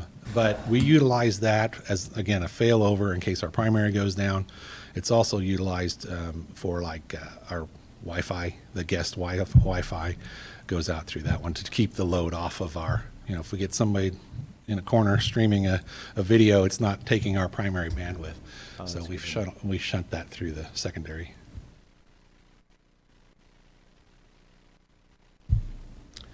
Any other questions? I don't have any. Thank you. Sounds like you're looking at capital improvement projects that could potentially save us money over time. I mean, Yeah, a lot of what we're doing, I know that you've mentioned earlier that you like contractual services. In our line of work, we're at that threshold between where it would be beneficial to contract out a lot of our stuff and where it's better for us to do in-house. Smaller counties, even those that have very minimal IT staff, it makes a lot of sense to contract out for that. For us, we've proven that it's more cost-effective for us to do it in-house. So as long as we have the personnel to do it and the expertise, so. and you feel like that's so far been the case. We've got the personnel that can handle these things better, or at least equally to professional outsourced service. Absolutely. I have top-notch staff that are some very intelligent people, far more intelligent than I, which is why I let them do all the hard stuff. But unfortunately, our intern ended his internship a couple weeks ago, and we're not going to renew that as part of our salaries reduction. But he brought a lot of new perspective to the department. So But my staff are very good at going out and finding the resources that are needed if they don't know what the solution is. And again, they're very intelligent, very sharp, and very eager to learn. As you know, in this industry, things change daily, so it's important to keep up with the technology, and they do a great job of it. So So you're telling us our intern is going out into the free market to make the big bucks? he has one more semester. He lives in Garden City, and he went home. He's going to do his last semester online because he started doing that this semester because of the COVID-19, and he thought, hey, I can finish out this way. So he went home. He'll have one more semester, and then he hopes to get into the market. And we're going to keep an eye out on those Dane G. Hansen to see if the Dane G. Hansen internships in the future Absolutely. complete success on this one. Yes, absolutely. That will be offered. I assume that Fort Hays will be offering that again. They do it every semester. I think I missed the deadline for the summer, but we'll definitely apply for that for the fall semester, and if we can get another intern. I mean, Alex did a great job with us. It was sad to see him go, but absolutely, whenever we can take advantage of those types of things, we will do that. So, Very good. That's all. for me. okay. Thank you. Okay, thank you, Mike.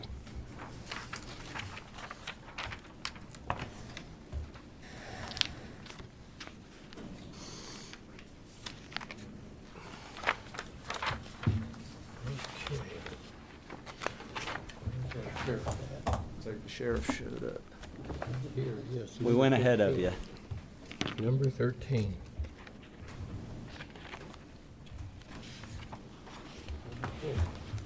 Okay, sheriff's budget.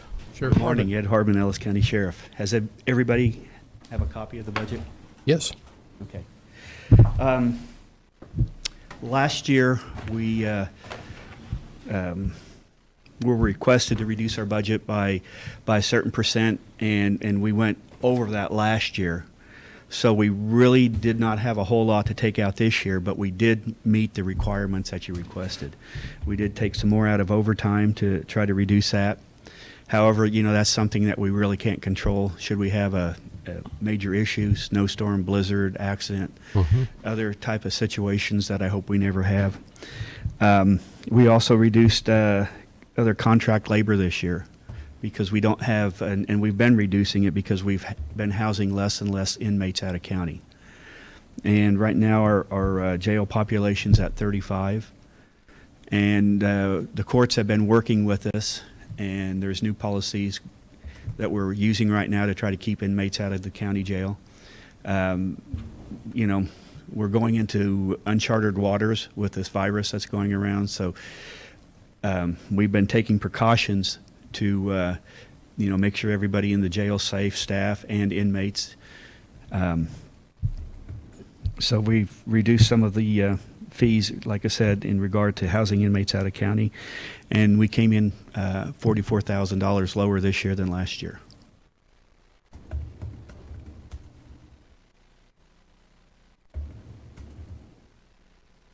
Your reduction in other contract labor, Ed, was that just like less transfers or? Yes, less housing inmates out of county, other fees that would be associated with that. And your doctors came in a lot less, is that because of less population? Well, our doctors are the same. Oh, 130, I'm sorry, yes, okay, Yeah, that's kind of a fixed cost. okay.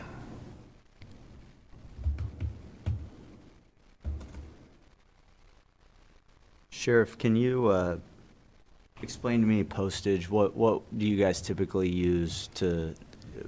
It looks like you don't use much of it, or you didn't in 2019 actual, but it's a budgeted $5,300.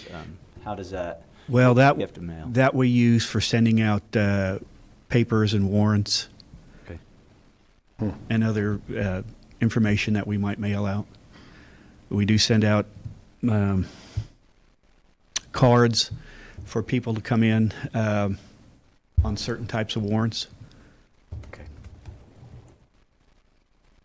And telephone and telegraph, it looks like you spent quite a bit less than what you're budgeted for on that. Is there a potential for increase in that? I hope not. That Okay. might be one that we'll look at to go down next year. But with our cell phones and Okay.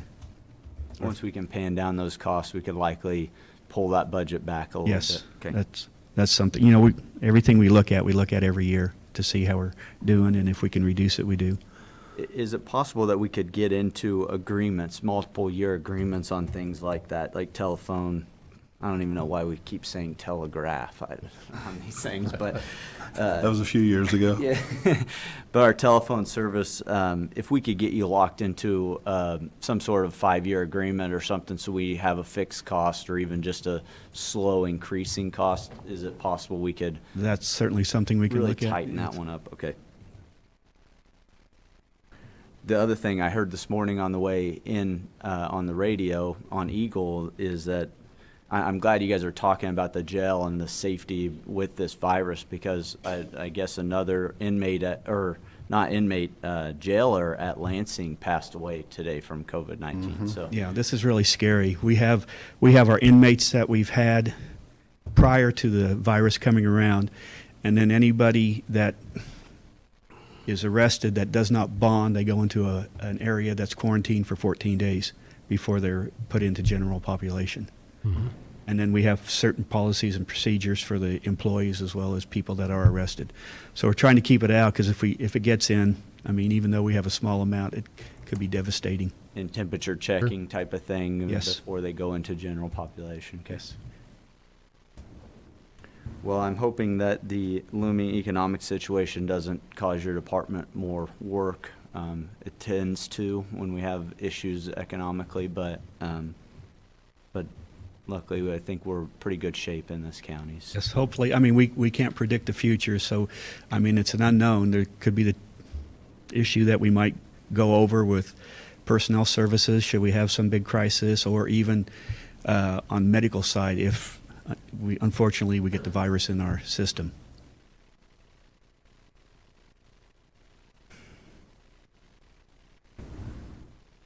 And you were able to meet our requests, correct? Yes, correct. Does it look like it?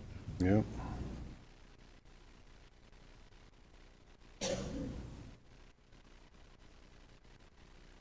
Sheriff, can you tell me how much staff we have in our sheriff's?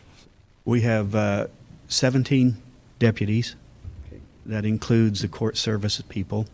And we have 18 full-time staff in the jail, and we have one part-time. Is the part-time a jailer? or is- Part-time jail, I'm sorry. Jailer. Okay. And then we also have a part-time transport officer that we have, kind of furloughed him till this is over. I know that guy. He's a character. Okay, so about 36 staff. Yeah, and then we have 3 office personnel. Okay.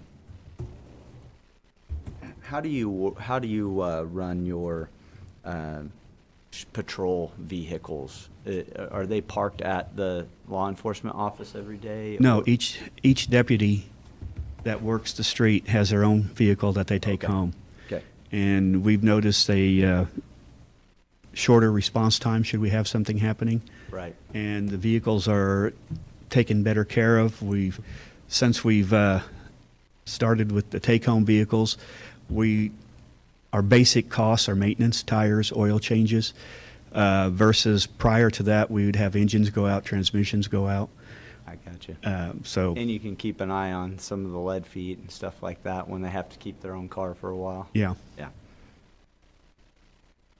Well, I'd imagine that's probably good policy in the sense that they have their own vehicle that they then take care of a little better because they know they got to deal with it on a daily basis. Yes, they have ownership and they know that's kind of their office and they Yeah.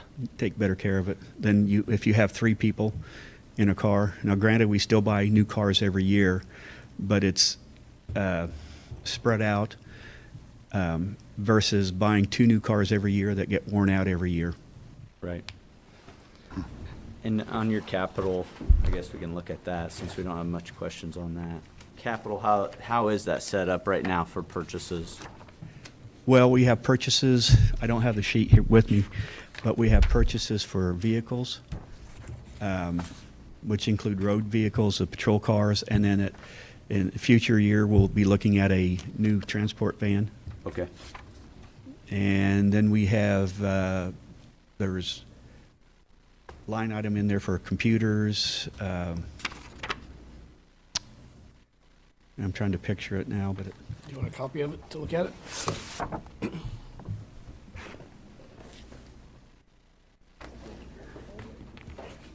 Okay, let's go over on to the next page. Okay, it also includes the video cameras in the vehicles.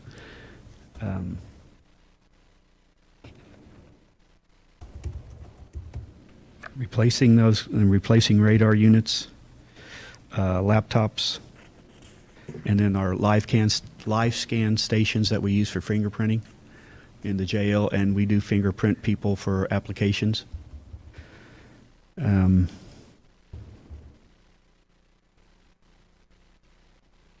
Sheriff, do our deputies have a camera on their person while they're on patrol? Yes, they do. Okay. And all of the vehicles do have cameras in them All the also, vehicles have right? cameras too.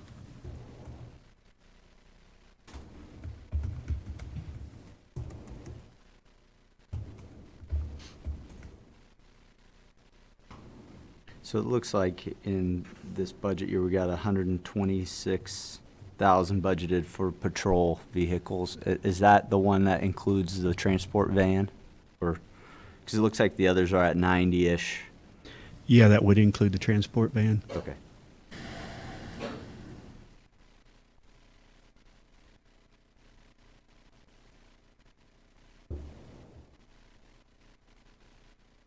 Is there anything else as far as in the future that you can see as a potential need as for the deputies on the road or even in the jail?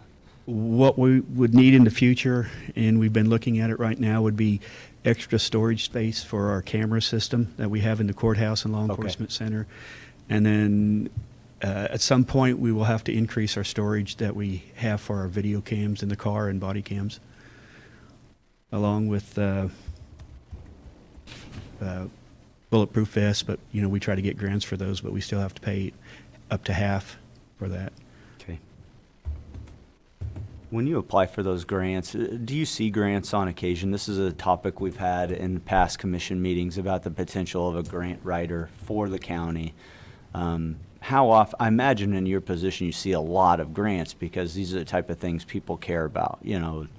Yes, we've had grants prior that we have applied for, and at one point they started drying up. Okay. But we've always used the body armor grant. The only problem is you have to buy the body armor first before they Be tell you if you refunded. get the Okay. grant.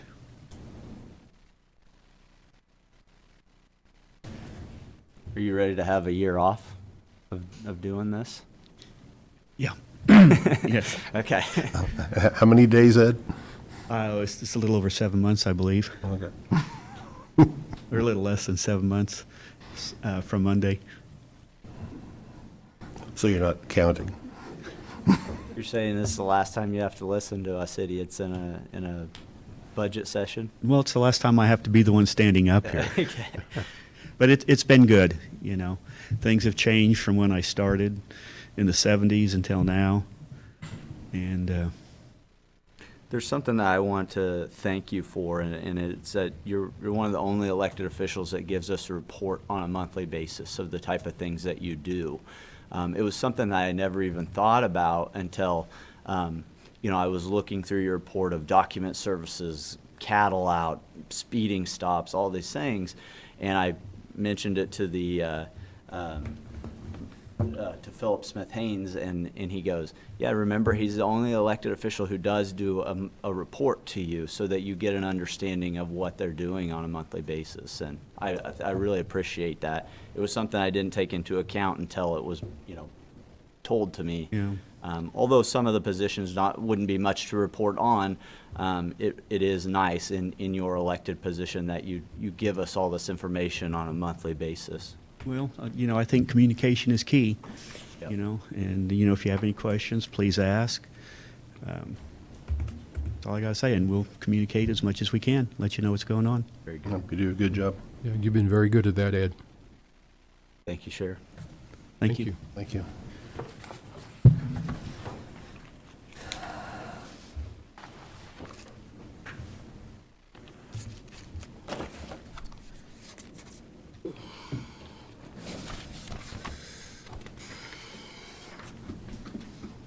Okay, we'll, let's see, After IT. trying to get the right page here. She's 10 minutes. That's not much. What's that? Who's up? It looks like Lisa's coming. Or we could move on with some county administrator budgets. Go ahead. Shows If you yours. want me to. Okay, let's move on with Darren. Lisa's not here yet. Yes, she just walked She in. just walked in? Okay. Find her budget here.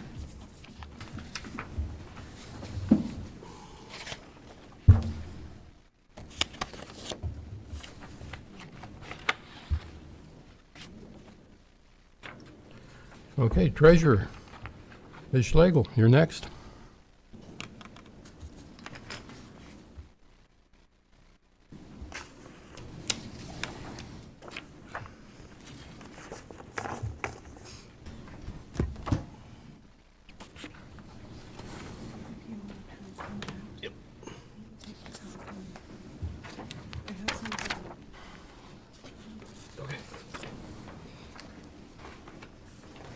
The same one we have or not? Okay. Lisa, the one he's handing out, is it the same one you sent us yesterday? Yes. Okay. Here, I have an extra copy. Yeah, I printed it out.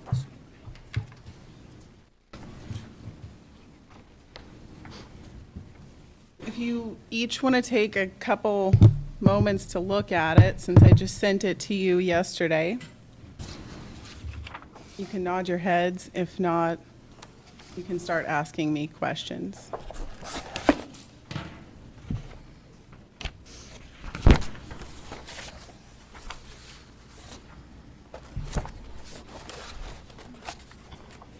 Lisa, I got this budget from you last night. On my phone is around 9 o'clock. That's when I got it. Why couldn't you have it in on time? We're going over it today, and I gave it to you yesterday. That's as soon as I could It was get due it. May 1st. Well, we don't decide the final budgets till July, so. And I also posted on the website about a month ago that my budget would be 515 approximately. And I'm waiting on some bids for things that are COVID related, so I thought I would wait and see if it changed, but it's still 515. What kind of bids are you waiting for? For what projects? I'd rather just wait to talk about them till I get them in. They're COVID related, so it's nothing that's pertinent for today. It's all pertinent. I'm asking you a question. What bids are you talking about? Well, I may not go through with them, so it's not pertinent because I'm not including it in this round of budgets. Okay. Under your subsistence line item, Lisa, could you explain what that all is, please? I know last year you had 4,500, this year you have 6,500.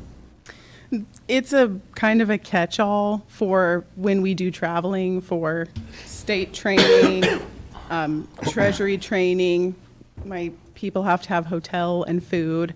When I go to KCTA conferences or KAC, my hotel comes out of there, food comes out of there. That's pretty much general, I'd say, and standard for all the departments. So do you, with that going up, are you sending more people to training? Are you? We have more new people, so they all have to be trained. Okay. Lisa, I'll ask you a question, first of all, about personnel. You just recently hired new personnel. You went for 6 months without replacing that position. That's incorrect. No, it's not. You went from It is. September through February. And, That is incorrect. and earlier in the year, It was, earlier in the so year, I'm not going to let that stand as an earlier incorrect in the statement.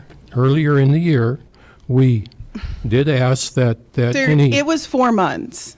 earlier in the year, we did ask that department heads and elected officials discuss personnel issues with us. Sheriff Brown, or excuse me, Under Sheriff Brown, discussed jailer positions. Health Services Director Kennedy discussed positions.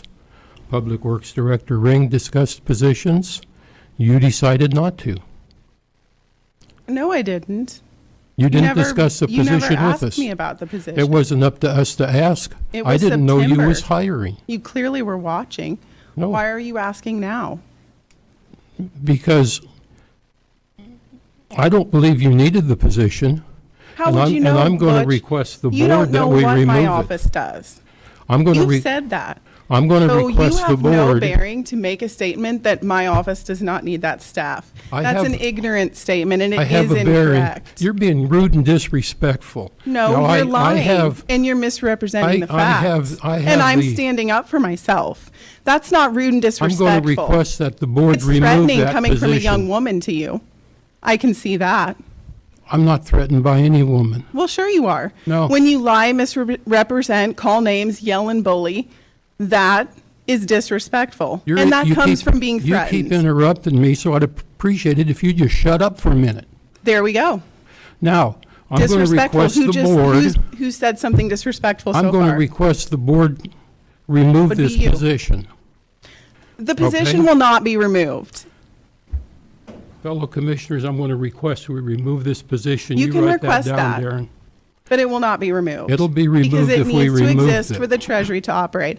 Last year, you approved my budget at 520, including that position. What's changed? Don't believe you needed it because you went for a long time without it.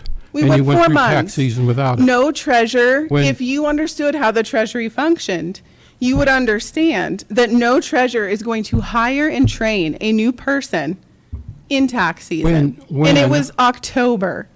When the sheriff was the lost first full jailers, month. they were up here immediately asking for replacements. When I lost people as I was director of the health department, I couldn't replace them fast enough. You seem to take your time. I do not take I my don't believe time. you My need moves are position. very calculated and they're based on facts. You, however, base your decisions on non-fact, ignorance, and when I do want to talk with you about things, you don't respond to my emails. You have never emailed me. I have So there. emailed you plenty of times. No, you haven't. Yes, I have. Never emailed me. I just emailed you last night. You said that you received it. I received it. There wasn't Okay. a question attached to So it. I've never emailed you, but you received There wasn't a another question lie. attached to it. The amount of lies and mistruths and misrepresentations you have made about me since you have been a commissioner are numerous. What And have I'm I- not going to what spend my time mistruths this have I morning said about you? discussing them with you. I'm really not. What's your next question that's actually pertinent?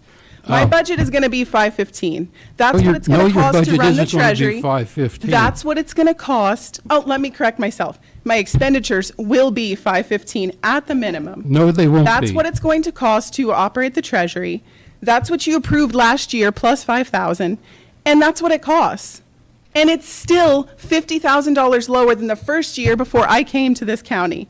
So it's completely reasonable. So my question to you, as an elected official and representative of these people, is what is the reason that you want to cut a position? And I want a specific I've already reason. told you that 3 times. I don't Because you believe don't you think I needed need it. it. Based on what facts?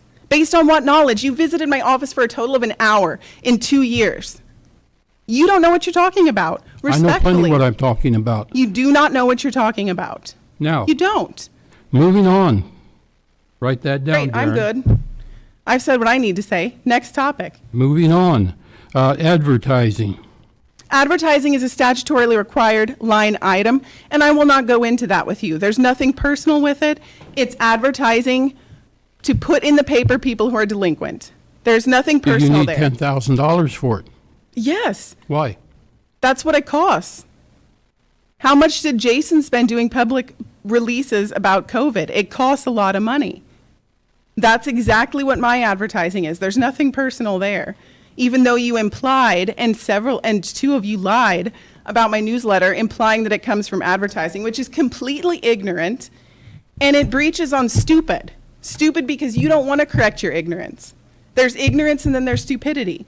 You don't want to correct your ignorance. You don't want to learn about what Where we're does it doing in the come from? Treasury. All you want to do is make up statements to try to vilify me, Sheriff my Harben, budget, which is an excellent budget. come up here a minute. How many hours of overtime did you roughly have? I think I got an email from somebody about 109 last year. Does that sound about right, Lisa? I have no idea. I didn't look at that. Please escort Lisa out. I'm tired of listening to this.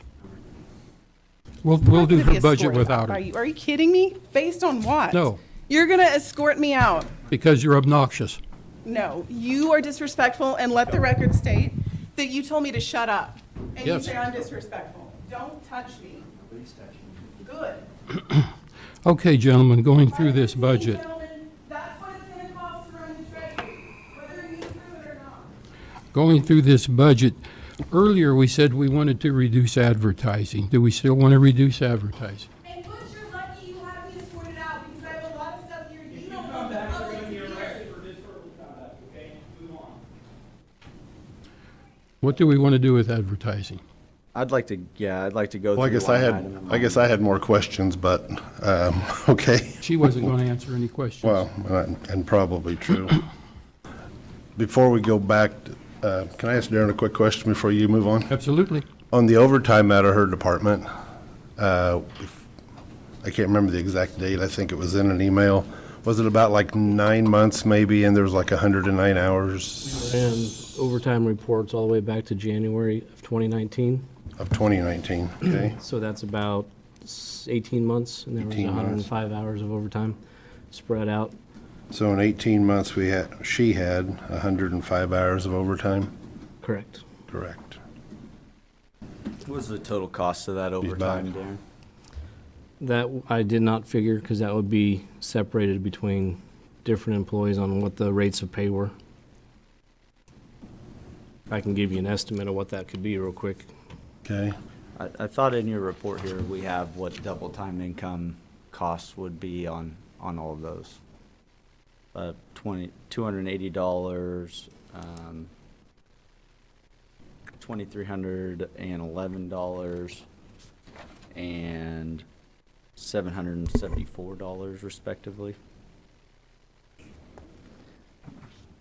My biggest question with the, Within the budget each year, that's included in that salaries cost up top there is 150 hours of budgeted overtime. So it's actually budgeted that those will be in there, I would guess, based on tax season or staying late, stuff envelopes and such. I couldn't tell you, but there is 150 hours budgeted scheduled overtime each year. and she was under budgeted overtime by, Roughly 45 hours is what we ran the, that's over You said 18 months. so it's 105 even in more than 18 that. months, so basically, and that's while being low an employee through tax season, correct? What's that? That's while being low one employee through tax season, correct? Yeah, I Yes. believe the dates were September to March-ish. Yeah, so No, it could be right through her mid-September to busy late season February. Of tax season, she was an employee low, didn't rehire, and Okay. rehired at the beginning of the year without requesting from us. Without discussing it with us. Yeah. And I'd be in favor of removing that position from the budget. This was our big fear when we discussed this in our open meeting was we didn't want people hired that may not be budgeted for the next year. It's not That's right. fair to that employee. What Ms. Schlegel did to that employee is not fair, and who she decides to let go of next year is not fair because she didn't come to us to discuss the employee and Right. personnel ahead of her hiring again. Mhm. So, do you know, Darren, and I'm asking a lot of treasurer questions because you may or may not know, how many are actually full-time treasury employees and how many actually work in the motor vehicle side? Do you have a breakdown of that? For what is budgeted, there are three, Because she has, I think, 11 total employees with herself, correct? there's Maybe? 8 full-time, including the county treasurer in the treasurer's budget. That's There's actually 8 in that full-time in department. her budget, Okay, And then if you look at motor vehicle fund, or special motor vehicle, 1560, that'd be about 3/4, so about 2 3/4 positions. she doesn't have a part-time position anymore? There's 2 full-time in special motor vehicle and one that they have budgeted. It's not in the general fund. It's 1560 hours is what has been in here in the past. Okay. So that should be about a 3/4 time position. And that 3/4 time position is actually like a full-time position in maybe the treasury side, or not really? Let me look back on that one. And again, I'm going to ask you another question. You No, probably, all the positions within the treasurer are 2,080 hours. They're all full-time positions. they are, okay. Okay. Next question, I doubt you know the answer to this, because this was a Lisa question. Any idea counties our size, how many people they have in the Treasury Department? That I honestly know. couldn't tell you. Sorry. I was going to ask her that. Because, I mean, I get to go to a lot of different courthouses with my travels across the state, and I just wondered, you know, I know Russell County is not near the size we are, probably not even half the size we are. And, I mean, they have a lot less, you know, positions there. I don't know what Barton County or Ford County has. I have no idea. I just got to talk to the president of the Kansas Treasurer Association this last week through the KAC side, and she's in Emporia. And I just wondered what other counties our size have for employees in there, but I don't know that answer. So, thank you. I don't know. I'm done, Butch, sorry. Okay, we'll go line item by line item. Postage, she has budgeted at 12,000. Is that good for you guys? I think in the next session, I'd like to see, you know, what she's using the postage for. If it's mailing tax statements, fine. If it's things like a newsletter where she speaks for the rest of the county and not just her office, I would like to remove it. Mm-hmm. So, you know, I think these are questions she can have prepared so that we understand and know where expenditures are going. Can you make a list of questions, Darren? Mm-hmm. Okay. Okay, printing and binding, she has reduced that to $2,500. I wonder if that's because more things are online, or do we know? Do you know, Darren, why that line item went down about 7,000? Well, not quite, but any The ideas? sheet that she gave you, compared to the one that I had presented from the last one, her line item for printing and binding in 2019 actual expenses were $8,500. So I'm not sure what, I mean, I could pull up CIC and it's going to give a list of expenditures, but as to what Sure. each one of them are specifically, I wouldn't want to comment on it. I guess if you would inquire, please, to see why it dropped that much, or where it went, or maybe it went somewhere else into another line item, I don't know. Okay, advertising, we have 10.5. That is reduced from her 2019 actual.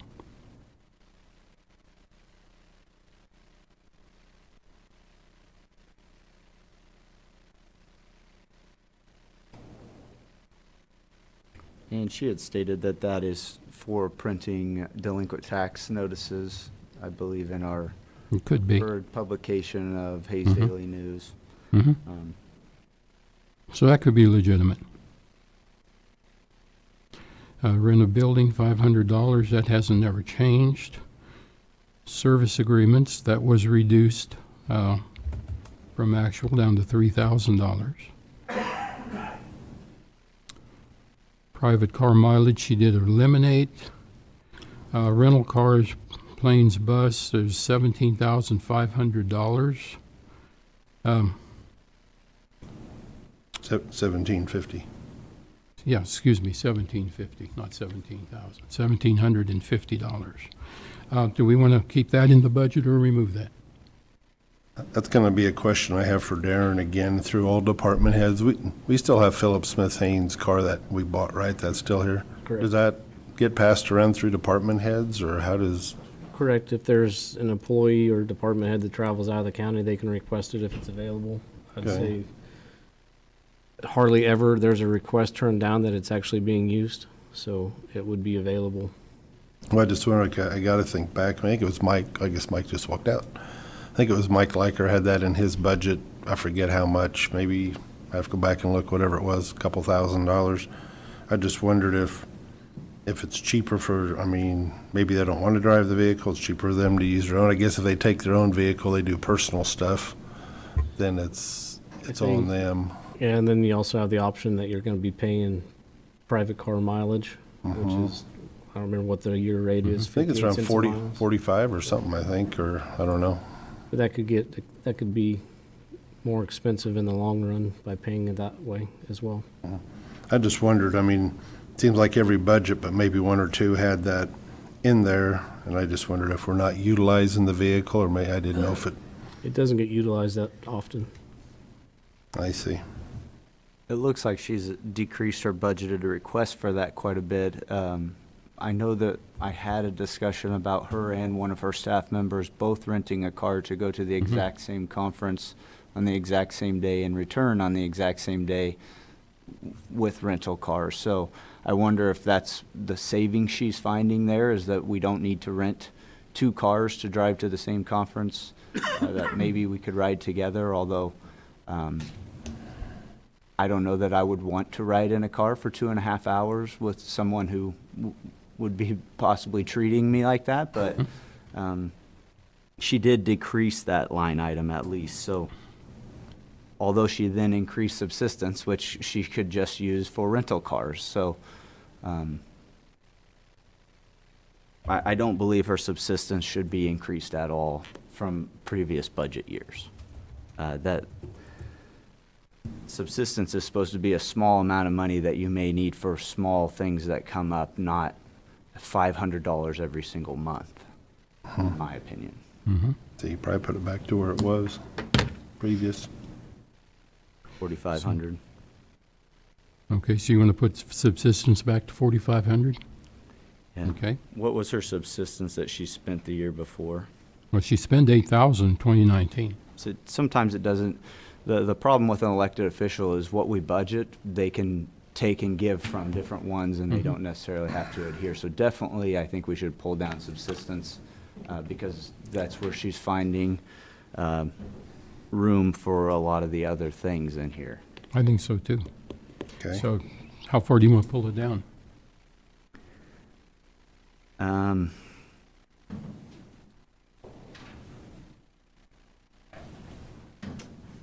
She raised it 2,000. I like to decrease it by 500 Okay. So the 4,000 or 6,000? to 4,000, 4,000? Okay. decrease from previous budget year.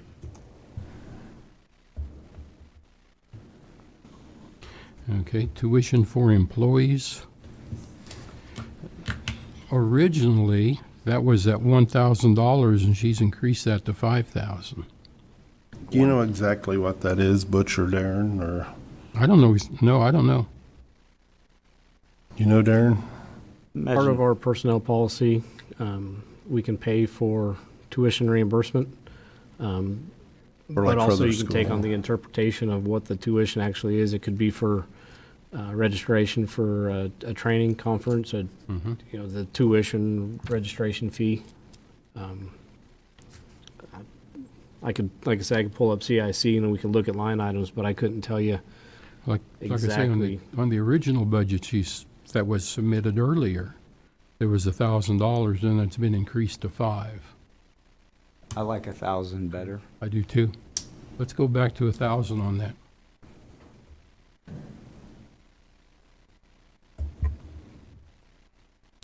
Other fees are $2,500.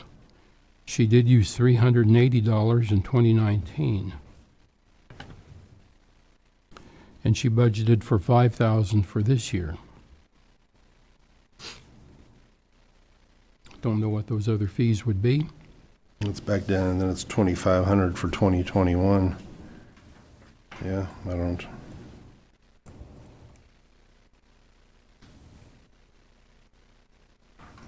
Yeah, I never like line items that say other, because I have no idea what they are. And if it is a fee, I think there would be a name for it other than other fee.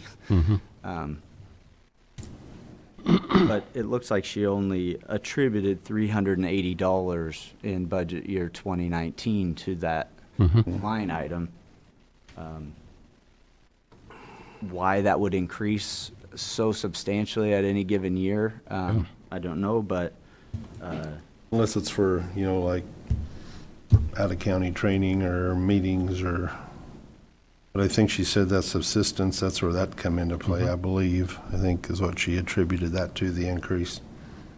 So I don't know what the other is. I'd like to look back a couple years on that, if you could, Darren, of For the spending. other fees line item, Yeah, if we go back to 2016, there was $6,600. 2017, there was $7,800. 2018, $4,800. 2019, $380.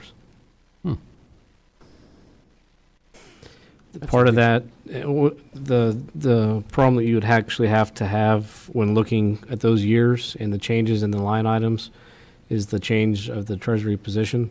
So as a new elected official or department head, you fluctuate your department different, the budget different than the previous elected official. So that, part of that could be that she's took some out of that fund, and that's why there's only 380, but maybe putting it back into another, category.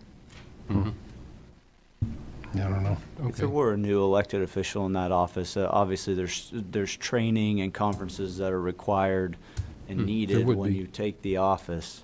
But that would be in October, I believe, if we were to have a different treasurer. So,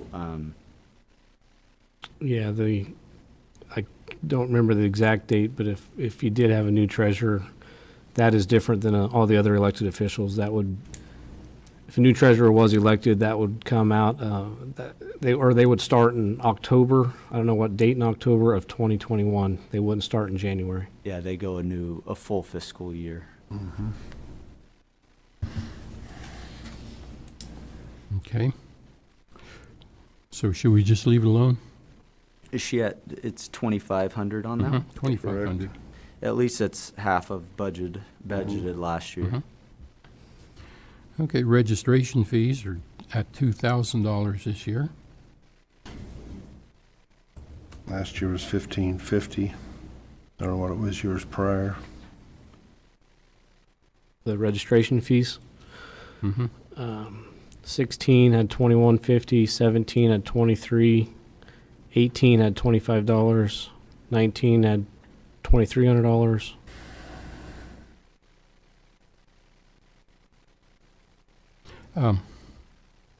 That was 1,550 for the 2020 budget. I think we should just make that 1,550 again.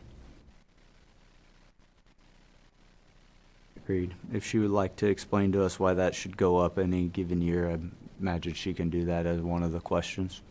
Yeah, I'd like to have her here for explanations, but she wasn't offering any. Subscriptions, she's reduced that to $500. I think that's fine. Dues and memberships, $500. Bonds insurance, that's okay. Other contractual services, we have $3,500. That is reduced from the 2020 budget. It looks like actual spending in 19 was 6245 in other contractual services.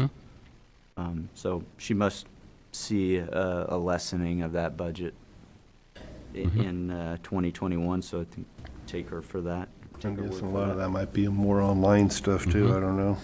Yeah. Under the commodities, the only issue I have with commodities is employee incentives. No other budget we've looked at had that line item in it. I would just like to remove that. That's okay with the board? I'd agree with that. I don't think we should be using taxpayer money for her to incentivize her employees. We pay them a wage, and if she would like to give them a gift at Christmas with her own money, she can do that. Sure.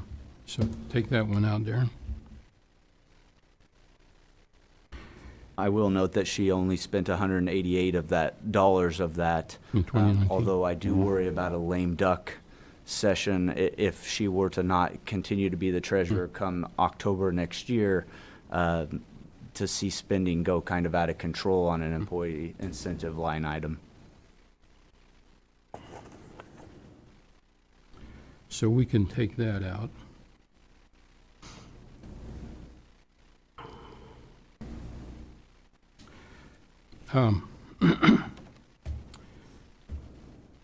If we look at some of the capital outlay she has here in Fund 16 for 2021, it looks to me like she wants to spend $30,000 for bulletproof glass. Correct, Darren? I had asked her, that is one of the projects that she's working on. She doesn't have a good estimate on it yet.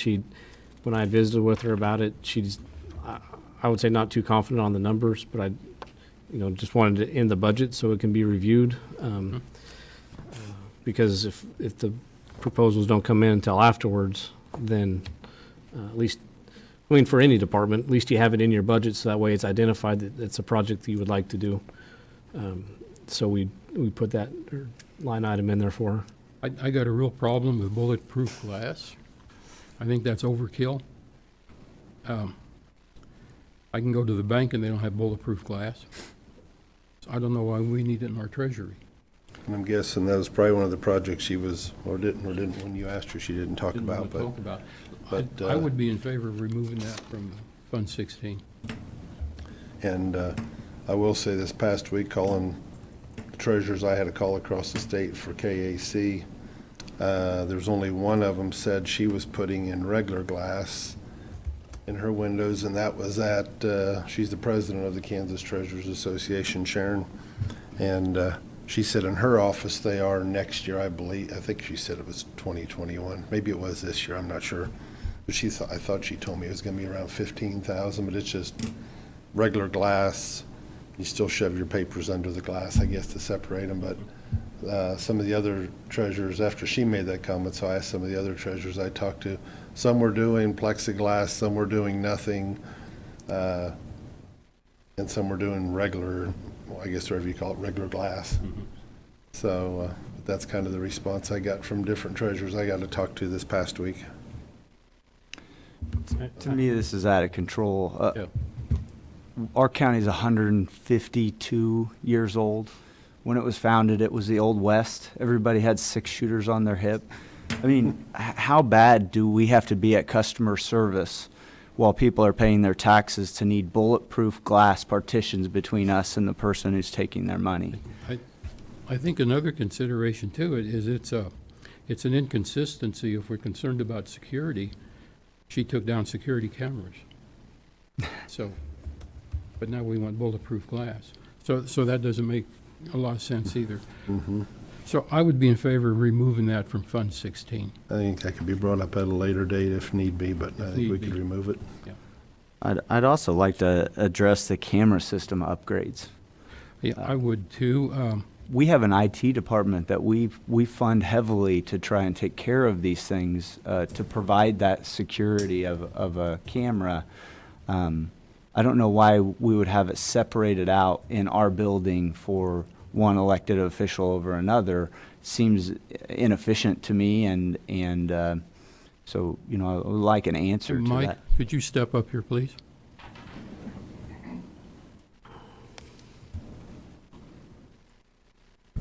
Yes. Do you have cameras for the Treasury? The camera system that was installed in the Treasurer's Department when we remodeled this building, the equipment, when they originally installed it, there was one NVR, a recording system, that was installed in the Treasurer's office. All of the cameras are cabled down into our server room, and then there was a line going back up to their recorder. Shortly, about a year, I think, after they started doing that, they realized they needed us to upgrade the recorder because it wasn't supporting their needs. So they added a recorder. It put it in our rack in our server room down here.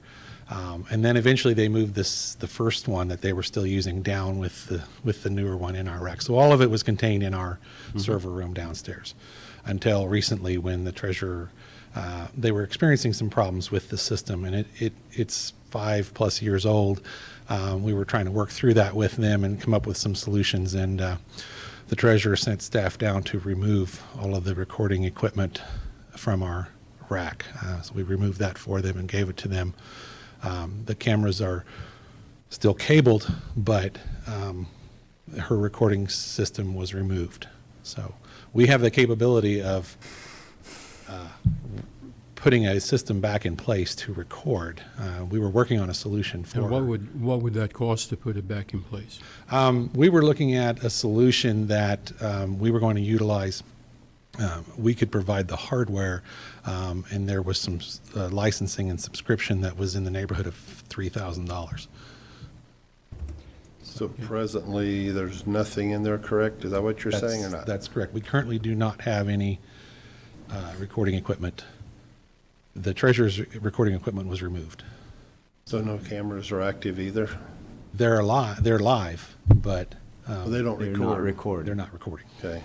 So if somebody would come in and, hope it never happens, would rob Hopefully one the of the bad guys employees. aren't watching right now. So you'd have to be a live deal, it couldn't be recorded. Somebody'd have to see Somebody'd it have to be live watching it, happening. yes. Yeah, somebody'd have to be watching. Right. They have a total of 20 cameras in the treasurer's office. 18 of them are actually connected. We were asked to disconnect 2 of them by the treasurer a couple of years ago. But they're all live, but they're not being recorded. Okay. So for about $3,000, you could get that up and running again? For the licensing, yes. Yeah. Okay. So it's just a license deal, or you gotta buy equipment? We have hardware that we were going to spin up a server within our network that we could utilize for that. And there could be some incidental hardware costs, maybe a hard drive. I mean, we're talking, a few $100s. But the licensing for the NVR software and the client software so that they can view those cameras, because the treasurer's office was using the system. Each workstation had the ability to look at all the cameras in the treasurer's office. So there's client licensing goes with it, but it's largely for licensing of the software. We have 2 different options we can propose. One is a one-time purchase, and the other is a subscription-based. Over a 5-year period, they kind of break even. So it's Okay. whichever way we'd want to go with that. Okay.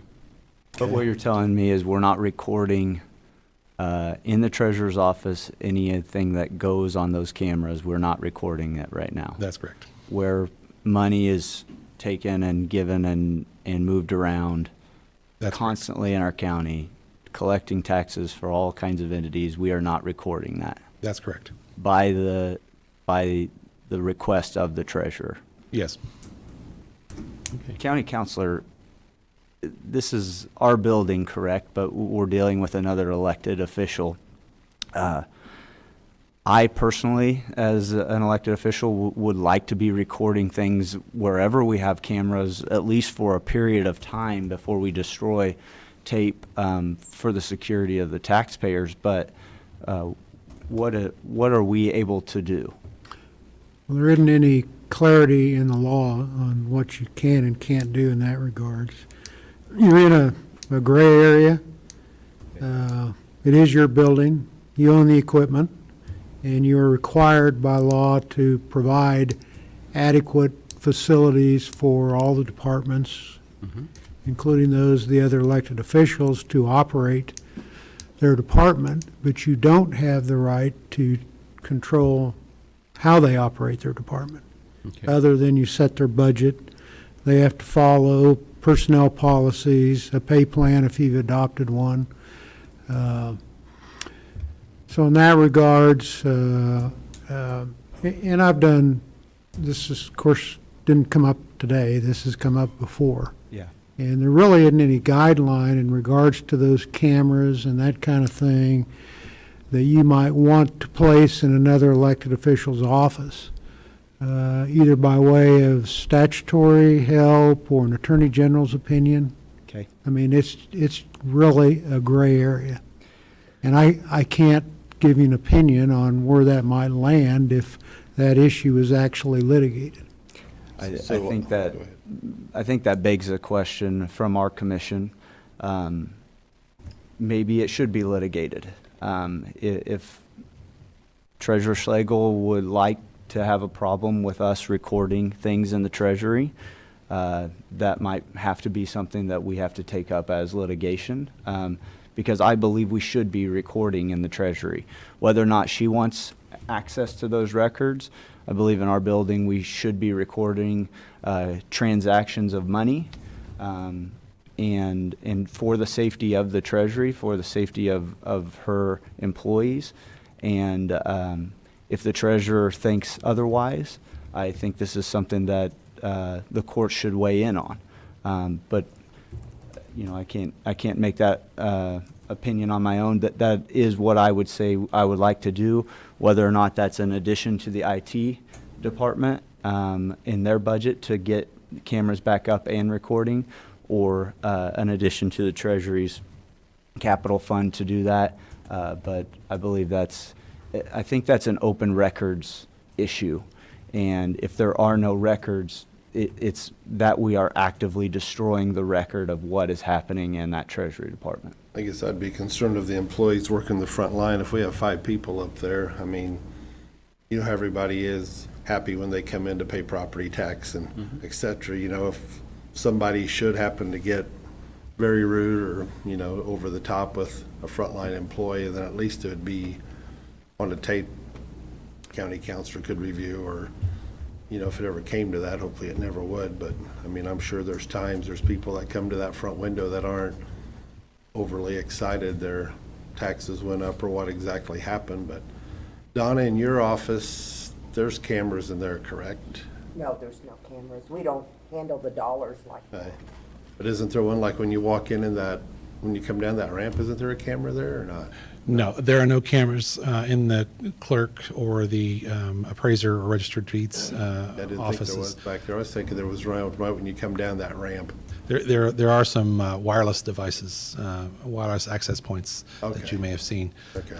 I will add that the IT department added a few cameras throughout the building. We added, there's 2 outside of our doors, which we've had for some time, that we just monitor. Since we're a locked office, we can see who's out there. We added a couple, 3 of them down here, because this area is open most of the time. When we have our exterior doors open, but the lobby is closed, this area is accessible, and we have a lot of dollars in equipment in this room. So we added a few cameras that look at the perimeter hallways. We added a camera to each of the entrances upstairs, the east and west entrances. Also, those were something we put in. We were able to secure several cameras, used cameras at a significantly reduced cost. So we put them up. I would like to propose that if we do add a system back for the treasurer's office, I'd like to build it large enough that those cameras can be included in that so that we can record those as well. Can you physically put cameras out in the lobby area, so to speak, that would cover the front desk of the treasurer's office? We can. Okay. And that would take it out of the treasurer's domain. Yeah. And I think we need to make a distinction on these cameras that we're not, or maybe we are, talking about her specific office within the treasurer's department as opposed to cameras out in the area where the employees deal with the public. Yeah. Yeah, I'd be more concerned about front desk. I mean, Yeah, that front if I was her and I'm the treasurer, I wouldn't want a camera in my office either. Correct. Yeah, I think there should But be I would some certainly anonymity understand the importance of having one out front where the employees are dealing with the public. Yeah, that front line. And if we could handle that through camera placements that aren't physically within her office or within the treasurer's office, then there absolutely would be no reason why we couldn't do that, because that is our property.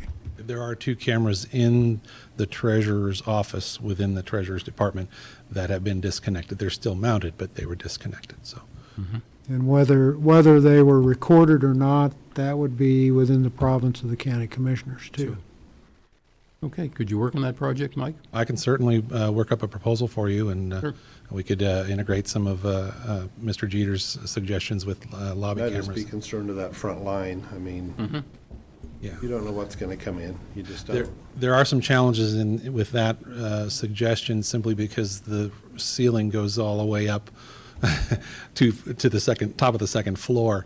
But I think we could probably come up with some kind of solution where we could have a pretty good vantage point of the front counter. At least the taxpayers and the citizens standing on the outside, we may not be able to determine what happens with the money once it crosses the counter because of the vantage point, but we can certainly work on a proposal for that. Mike, could you, is it possible to put these cameras on our stairway to our complaint department upstairs? The You know, complaint department. The stairway to nowhere?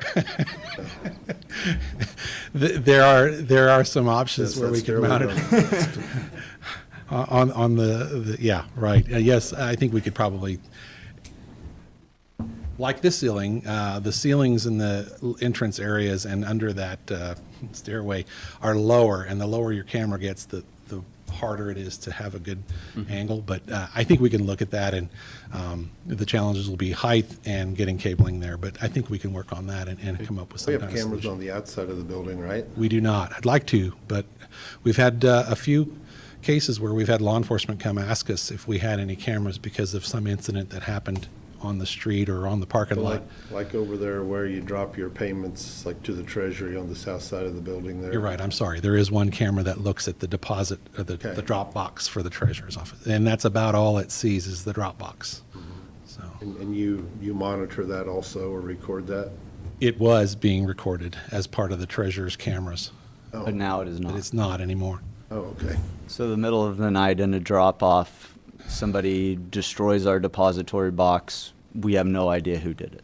That's Not great. unless somebody happens to be looking at the camera system at that time. So I think we need to do what we feel is the most important, which is the public out front.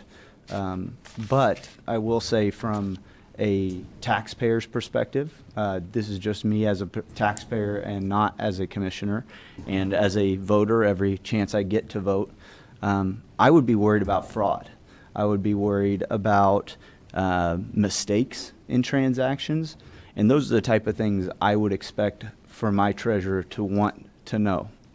So I think we need to do what's in the best interest for us that we think is legally applicable, and then if the treasurer would like to make changes in the future, we consider that for them if they would like to get a better handle over the inside portion of their department. Sure. Sounds good to me. And I have a question for you, Mr. Jeter. Since we're talking about this kind of thing, you said that is our building, it's our space, although the treasurer occupies it. Could we direct Mr. Herbert not to make any modifications to any of the space upstairs occupied by the treasurer unless he first gets approval from the board? If the treasurer has money in her budget to make improvements to her office, that would be discretionary with her. Okay? You would not have the right to oversee what she's doing unless she was doing some structural changes, then of course you would, as your building. Anything that would require a building permit would be things that we would be able to control. Well, I would hope you could, yes. Okay. Again, that's kind of in a gray area where you're not going to find any case law, any statutory provisions which are going to define who can do what. But I would think that in those kind of situations, if it required a building permit, if it resulted in some structural changes, it's your property, under your control, whether she had the money in her budget or not. if she's building a structure like she did in her office, whatever you want to call that, It's not hooked. didn't require a building permit, didn't require any sort of structural changes, if she's got the money in her budget, she certainly can do that. Okay. Okay. Does that answer your It question, does. Chair? Yeah, Okay. it does. Thank you. Well, I think the only protection for us, as council has said, Bill Ring has a question for you. the only protection for us, because in the history of the state of Kansas, we've not had litigation of this sort to look at for case law.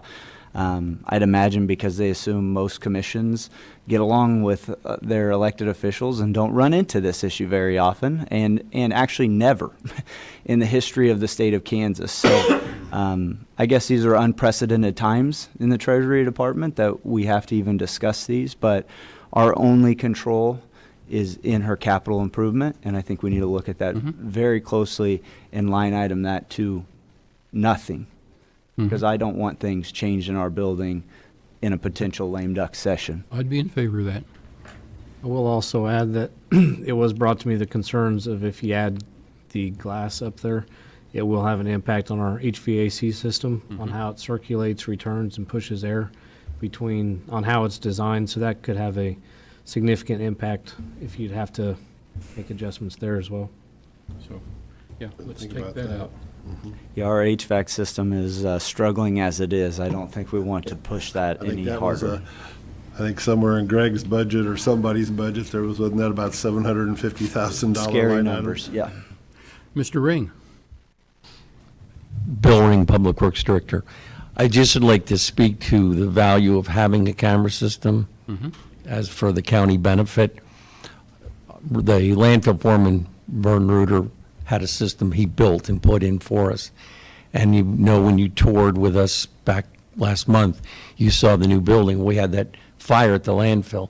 It was extremely valuable to have the tape and identify when we found out what caused the fire.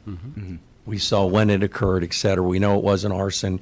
And so it put the whole package together for when we filed the claim, because, you know, we were just south of $200,000 on that claim. So, and we have it. It helps immensely. I'd imagine our sheriff's department can attest to how valuable camera systems are.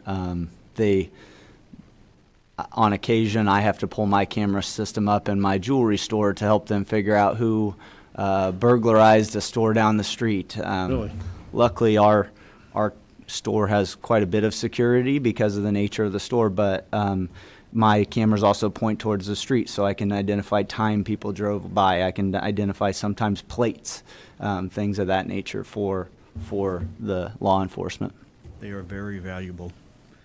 And I would encourage you to get cameras up where you need them. And if you want to buy some extra ones, we'd be more than happy to take some more in the sheriff's office and jail. Okay. Okay. Especially in the sheriff's office. I will say, just within the last couple months, I don't know if it was also the sheriff's department, but Hayes PD also did come over and request to see if we had any cameras because of an incident right outside our building. Yep. But I recently, that was the same case, I believe, that they asked me. Yep. Okay, so that should conclude the treasurer's budget. Did you get all that, Darren? Do you want me to recap it just to make sure? Yes, please. Well, it's all on tape. So,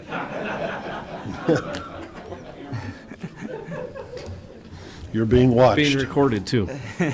You're being watched, and it's being live streamed on that YouTube stuff. Go I ahead and will recap it just to make Yes. sure. So removal of one position within the office. I will ask some clarification on the postage line item of what all it's used for, as well as why in the printing and binding line item it went down significantly. You wanted subsistence brought down to $4,000 a year, tuition down to $1,000, registration fees back to $1,550, employee incentives down to 0. And then within capital, you want the bulletproof glass and camera systems removed. Correct. what was the other line item in her capital budget? I was going to ask her when she was here. I don't know if that may have been my mistake. It says It's vehicles. $100,000 for vehicles. Yeah, get rid of that one if it's vehicles. I would say. That actually could have been my mistake. I was wanting to ask her that when she was here, Okay. but Yeah, I let's will double still check that, clarify. because that's a large dollar item that we want They to. currently have no vehicles within the treasury, but I don't recall her asking me to add that in there, so that could have Okay. been my mistake. We just don't want a Cadillac Escalade rolling around next And year. I don't believe it was in last year's request, so that might have been. And two, we still have, like I said, that vehicle that maybe doesn't get used so much. I don't know how many miles it's on that. It can't be a lot, I wouldn't think. 50,000, is there that many on it? I don't know. There's Doubt not it. too many on it. I think you're one of the few that use it, aren't you? Use it, and I probably was the last one to use it. I went to Dodge City to a meeting, Sure. a clerk's meeting. I have rode in it. I rode in it twice with Philip, 2 different conferences and stuff, so I wouldn't have to drive my own vehicle. And same nature. We were both going at the same time, coming back at the same time, and had flexible enough schedules to do that. So it is a value, because it doesn't cost near the money to have that driven back and forth. Although I will say that if I travel in my own vehicle, I do not typically request any kind of reimbursement from the county. I don't either. Okay, well, moving on, we'll do some of the administrator budgets here. Tab 2, Darren, or tab 1? Tab 1. Tab 1, there we go. The first one that we have is the actual administrator's budget. As you can tell, the line item was reduced by about $12,000, which is well over what the commission requested. Some of the items were basically just for health insurance, or the salaries as well. I didn't want to do a whole lot because when we advertised the position, we put a certain range, so I just maxed out that range, which was less than what the previous administrator had. But I left all the other options because based on who he or she may request for, like the deferred comp, the pay rate, their experience, what the commission sets, I didn't want to underestimate that. So Phil didn't have a family plan for insurance, but I added that in here. He had some other things within his contract to be able to go to do some certain things, and like I say, we don't know what the new administrator will bring, what he or she will request within their employment contract, so I didn't really make a whole lot of adjustment there. Yeah, I think we leave this as flexible as possible to a new administrator to come in and tell us what they think is needed for their job, and I think if we can make that a goal before we do pass the budget, is to have a new administrator at least under a contract. At least they can have a discussion with us before, even if they haven't started, about what they feel is necessary for their position. And I think this is something that maybe we work with Ozenbach so that they can see this is what we typically would budget, and that way our administrator knows what they're walking into from their budget as well. Sure. Okay. Moving on, how about the county commission budget? As the commission is aware, the biggest cost savings there is the reduced fees for, which line item is that? Dues and memberships, number 1291, for the reduced cost for the Northwest Planning and Development Commission. That's still an ongoing discussion. However, it was directed to keep that removed at this point until future discussions and decisions can be made. Other than that, the commission's budget's basically the same. Yeah, because we really don't know what direction we're going to go with that yet, I believe, so. So if you do want to add that back in, we're about, it saves the county about 26,000 now, but from last year's budget. But if we add that back in for what their voting membership dues would be, you'd actually have to increase from last year's budget by about 20,000. Because Sure. if you remember, we offered to pay half, and they reduced your rights, and their full bill is about 44,000. Right. Darren, under that hours went from 770 under, where the heck is it? Registration fees, back to 1250. Is that because of convention, like KAC, or why did that go up? I looked at, let me bring this back up. I like looking at trends when I look at budgets. because you can look over the last several years of what you're actually spending compared to what you're actually budgeting. If you're under budgeting but you're over expending, you need to get your line items back in shape to make sure you're budgeting correctly. The registration fees over the last several years, all years except for one, were over $1,100. So it's just better budgeting that line item. That's for KAC conference. I know for KAC, I mean, it won't cost the county anything for me because KAC pays for my motel and the registration and everything, so mine will be a zero to the Ellis County. And part of that too, one of my considerations is, not saying it's going to happen, but if 2 new commissioners are elected, you have the conference for new commissioners. So that would help include those costs to send them to that. Okay, understand. Sure. Like, we can take that back down to last year's numbers if you like. It's your budget. I just was trying to compensate for those previous years.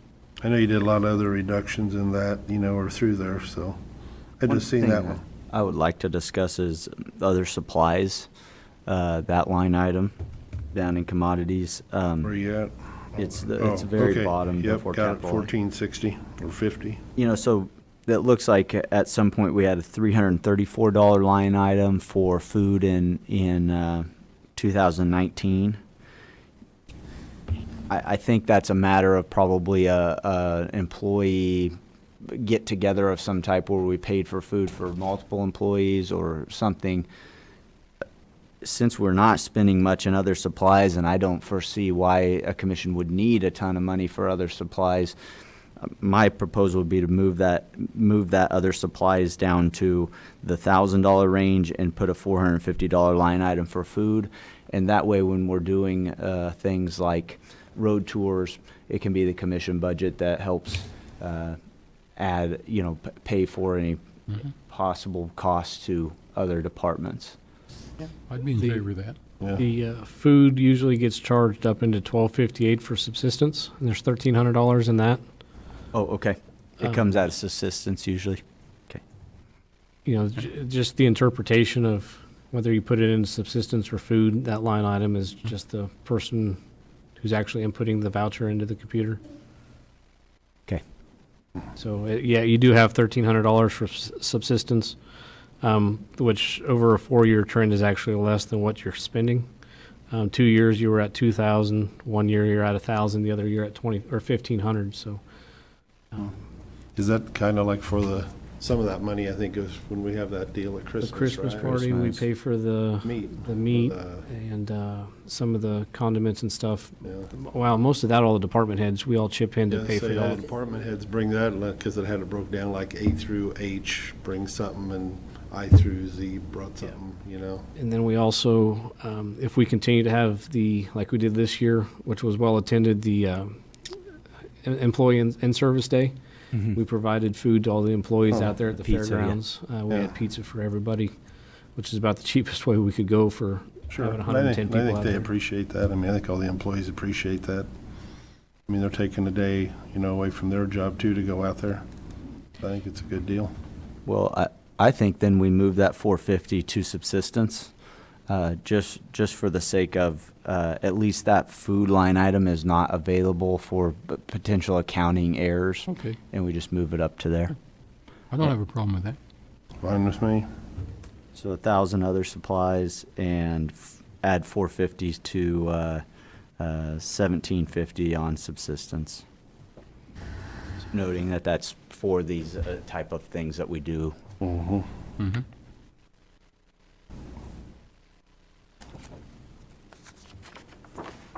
Okay, Anything else on the commissioners?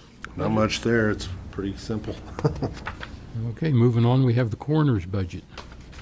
Don't think there's a lot we can do with that. Correct. The coroner works well with the county. Donna and I review all of the autopsy, well, not the autopsy reports, but the bills that come in. I say you're pretty talented over there, you and Donna. Would not want to look at those. But he does send us those detailed bills, when they have to exhume a body or transfer the autopsy fees and all those come in. They've actually Don and I have had several discussions over the last several months because it seems like those fees are increasing a little bit over the years. So I added just a little bit in there to help cover that, but it wasn't a whole lot. Okay. Looks good. Okay, we have the fair. So this kind of goes over two different departments, Department 52 and 56. As you are aware, as the commission is aware from our last meeting, these two budgets are significantly different than they have been in the past years. If you look, the first one for the rentals is significantly lower than previous years, and the fairgrounds is actually higher. It's because of the vouchers when they're paid, they're not being deposited or paid out of the correct funds or the correct departments. For instance, the fairground rentals budget was paying for the speedway race lights, that utility bill out there, which we've talked already. That's pretty significant. So these are actually just splitting out the costs. I've met with a group from members of the Fair Board, as well as Tom and Melinda Frost, who do all the rentals for us, and they are satisfied with this budget. And that is why you see one budget a lot lower and the other one a lot higher. But if you add the both of them together compared to adding the both of them together last year, it still meets the 1% reduction the commission asked for. The $12.50 on telephone, where does that come into play on the Fair For Board? the call handling system for the fire alarm system and the okay. burglary alarm out at the Shank and Unrein buildings. Oh, I was envisioning maybe, well, I didn't know what I was envisioning, maybe multiple cell phones or something. I didn't know what we were paying for. So that's for that. Okay, thank you. I will recuse myself from discussion of this for a business conflict of interest. Okay. I will also like to say that in getting these two budgets back together a little bit closer, the fairground rentals budget is kind of more, somewhat like Dustin said, it's more part of the business part of it, and it shows our revenues and expenditures are closer to what we're actually spending on the Shank and Unrein buildings for repair compared to what the income is that we're getting from rentals. Compared to what it's actually spent on fairground stuff, the grounds, the speedways, the rodeos, and all of that. And in working with both the Fair Board and somewhat with RPM staff, but they're not part of this budget, and then Tom and Melinda for the rentals. I think I've suggested this maybe individually to the commission, but maybe not actually as a group. I feel that there needs to be a county liaison with these two departments, an employee that liaisons between the Fair Board, not necessarily on the Fair Board, but works with them on the budget, as well as the rental budget. So that way we make sure that we're capturing the costs, we're looking at any savings that we can, as well as making sure that all the bills are being paid out of the right funds as well. Didn't you meet with Midwest Energy, or somebody from the county did, right? I think you did, for breaking out like the speedway and the demand charge and all that.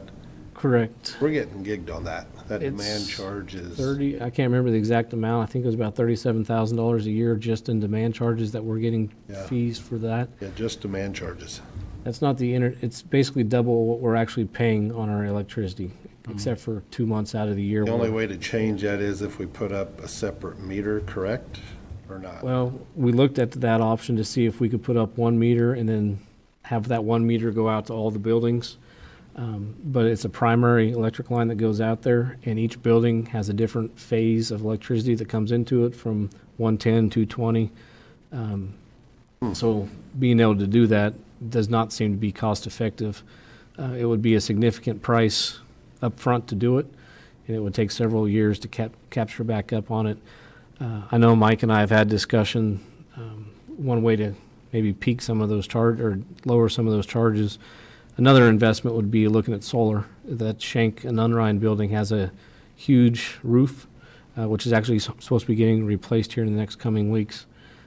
That would be an ideal spot for solar panels to be able to reduce those. You guys probably get that same stuff in the mail that I do. You know, you can put solar panels in your yard or your house, or if you got a big area, you know, and it's not, nothing's ever free. Somebody's paying for it along the line. Us taxpayers are paying for it somewhere. Nothing's free when they say it's free, but I don't know if that's something we could look into? Because like you said, that's a huge setup out there. We got a lot of ground if we had our own little, I don't want to say solar wind or solar farm out there, but maybe we could, it might be something to look into. I'm not sure who we'd have to, I guess all them pieces of paper I throw away, I should probably save some, and we could look into that maybe in the future or something, or if you guys happen to get any of that, I'd be curious to see. Mike might have something to say. Mike? Yes, if I may, I have done some preliminary research on this topic, and the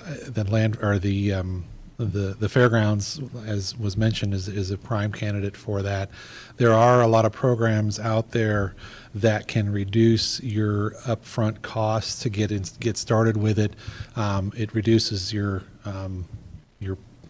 extends your return on your investment by doing that. But there are a lot of options out there. There are several municipalities throughout the nation that are doing this, both as community efforts, but also as municipality type efforts. And we do have a lot of roof space, we have a lot of parking space, and we have a lot of vacant ground, including the property we just purchased I recently. think that's something Midwest Energy would be interested in a solar farm. I did visit with them, and You did, or maybe didn't? outside of what Mike, I've visited with a private contractor as well as Midwest Energy, and there might be some options as part of their Work Smart program, or not Work, House Smart, How smart, I think is what it is. that we might be able to do something cooperatively there. And I've visited with a local contractor on solar panels that installs them here in Hayes. Actually, the building right across the street, the new apartment complex, that whole entire roof is solar. Oh, it is. Can't see it, but they're up there. So I'm still trying to research some of that. Obviously, it'll be a capital expense, but I know Mike has also done work too. Yeah, I've spoken with Midwest Energy as well. It's been about a year now since I spoke to them, and they were intrigued by the proposal and interested in having further discussions. So Maybe between the two of you, if you'd like to follow up on that with Mike, or Mike work with you on that, maybe we could find something. I guess that 35,000 in demand charges, that's just uncalled for. That's the issue too, that we're paying for demand that we would hopefully not need during fair time. And if we could get that demand down, we're paying for the potential use of energy. And they have to provide the lines, they have to provide the power, and therefore they need a surcharge to be able to handle it when we stick thousands of people out at the fairground for a weekend at a time. So Yep. You guys research it. Thank you. Thanks, Mike. Sure. Okay. Any other questions, Dean, about the budget? Oh, no, I didn't. Sorry, I'm done. I was done. Fine. Okay, the courthouse. I don't think there's much we can do to this budget either. As you can tell, there is about a $14,000 increase, which I've already informed the commission. The expectation of our K-Camp building, liability insurance, vehicle insurance is all expected to increase, as well as our annual deductible. So with not knowing what those increases will be, I added, I don't remember the exact percentage to it, but it's about a 10% increase, which was about what our health insurance rates go up each year. So I just used close to that same formula to help compensate for what is coming. Can you tell me on the K-Camp insurance, how many counties in Kansas utilize that, and have we ever done more shopping on the K-Camp? Ed's not here, he's on the board, or was. I don't think he still is. Yeah, But it is, yeah. I think it's about 85% of the counties in the state. It's a significant. I think you're pretty close on that. Yeah, I think that we end up doing better if they can continue to capture more counties, such as insurance. The more people you have, the lower the cost, because the liability is spread out farther. But I know when I came on as the fire chief several years ago, the district was insured locally and not through K-Camp. And when I went to bid with that and went and visited with K-Camp, we saved almost 40%. Plus, you had a lot more benefits because your pool is a lot larger. yeah, For all your buildings and all your vehicles. And it was significantly cheaper with K-Camp than, at least for the fire district, all our buildings and vehicles that we have in the district. You know, one thing that concerns me about K-Camp is the idea that they're all non-deductible policies. They don't add deductibles to the policy. 500, which is less. Or It's not 500. pretty much nothing when you have, we just had at the fairgrounds, I'm dealing with all the improvements out there. That was a $700,000 loss. Yeah. And we only had to pay a $500 deductible. So it works well, and there was no significant price decrease in our annual premium if we would jump our annual rate up. That's what you said. Their suggestion was just to keep it the same, and you're not going to save anything because the price difference was minimal. It probably simplifies it for them at that level too, with the large pool. But I think they're also realizing that, and those rates are going up and the deductibles going up. Okay, moving on. Next one would be juvenile intake. Doesn't look like much goes on here. No. As just like I said, I like looking at trends. Bobby in the clerk's office helped me identify this one. Should have been corrected in this year's budget, but we've already exceeded this year's budget, if I remember, for this line item. So with previous years, as well as how we're projected for this year, you can see that 24,000 is being doubled for next year to help capture those actual expenses that were coming up. And is that money's coming out of contingency, or is it coming out It's of just an budget? over. Just an overage? It's just an overage. So coming out of the general fund? Still coming, yes. Okay. Okay, in county general, no department. That looks like it's revenues probably. Yeah, our So this- revenues. Yep, this is all our revenues for the county, as you can see. I'll hit the big ones here. The top line item is our pilot payment for the wind farm. It increases every year for the 20 years that we have that pilot payment. That's updated there. These current numbers we just got, was it last week, I believe, from the treasurer's office in regards to the motor vehicle tax collection estimates for 2021. They were all inputted. If you look at line item 140, which is real estate taxes, I know the commission has discussed this with our appraiser, and if we're looking at oil valuations, so we don't get scared later, we were originally looking at about a $1.1 to $1.2 million in revenue from oil and gas. So what I did, just from what the treasurer or the appraiser has been talking, I already reduced that in half by $650,000 to help us somewhat capture that sooner than when her numbers actually get here. So as you can actually see, the real estate tax, which actually includes the property or oil and gas taxes, is actually lower than it is this year. So that has been reduced by $650,000. I did put in the oil and gas depletion transfer. If you remember last year in December, I requested the commission not to make that transfer. It is not in this year's budget, but I put it back into next year's budget. It doesn't mean we have to make the transfer, but at least it's there as an option. Okay. Is that like 140,000? No? We should I can look it up and I can let you know. I believe we have between 400,000 and 500,000 left in that oil and Still much depletion in there. trust. Okay. All right, Okay. thanks. But that is one thing that we can just use at the end of the year. If we need it, we can transfer it. If not, we can save it and not make it like we did last year. Sure. Okay. Darren, on that oil and gas, that's your 146. Explain that to me again. 332. It's line item 332, the oil and gas depletion trust. Yeah. So in previous years, we used to have multi-million dollars in that account. Obviously, this was before my time as administrator, but we had that in there, and there was talk when we had executive team meetings that there was a possibility that the state and their financial status that there was a possibility of pulling those funds back and use it at the state level. So we started offsetting our budget with some of those revenues to tie that in there, so that way it wouldn't be taken from us and given back to the state.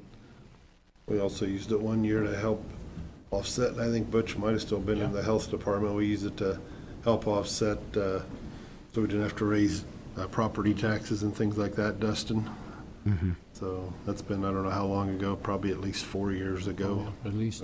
4 to 6, so yeah. I think originally we had about 2.5 million in there, I think. I was gonna say, I thought it was about 3, because I remember we used a significant portion one year, if I remember, and then it's kind of just been, And we used it, I think, actually, we used it 2 years in a row, and Donna might remember too, didn't we use that 2 years in a row to help offset property tax raises? Or maybe Bobby remembers that too. She would have been here, no.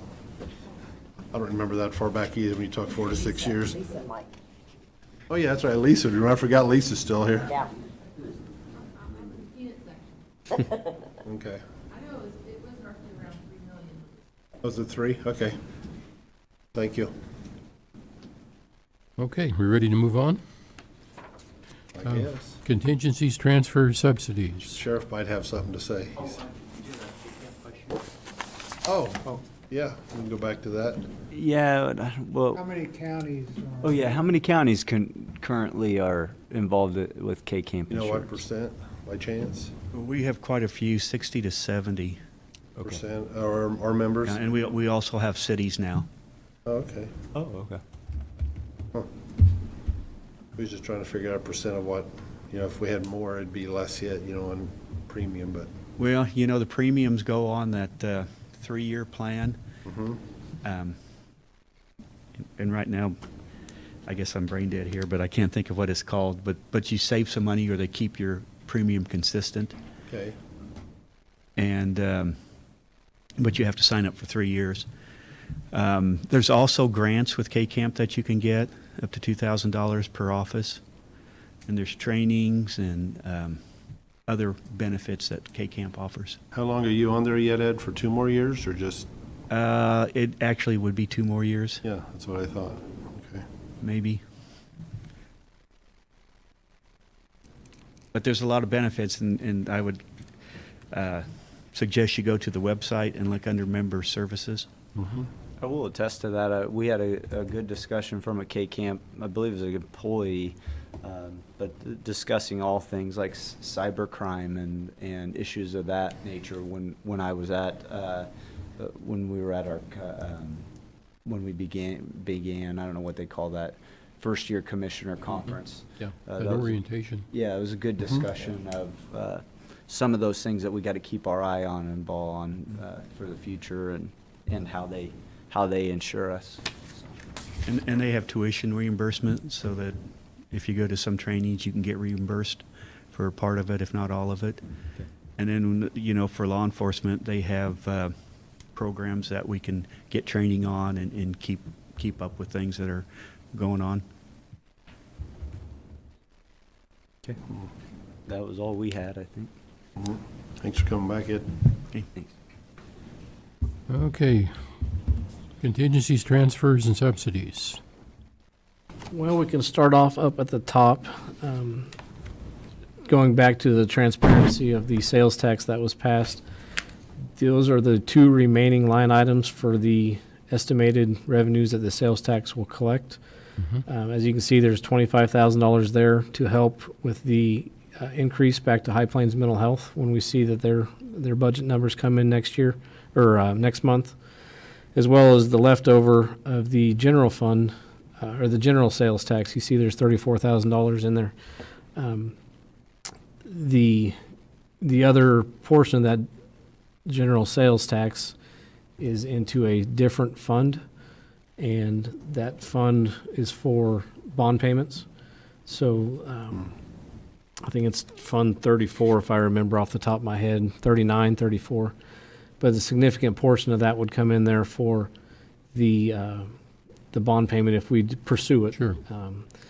If not, we can reallocate that at a different time. But in speaking with the auditors, the best way to be transparent with that money was to have 2 separate funds that will be created to collect the sales tax for the healthcare, and then one for the general.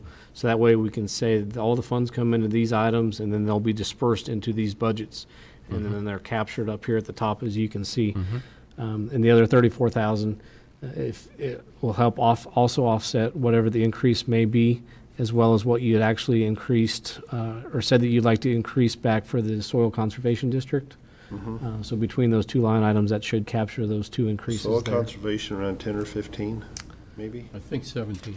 17, okay, that's fine, Darren. Yeah, on the next page, we'll go through subsidies, at least what they had last year, but,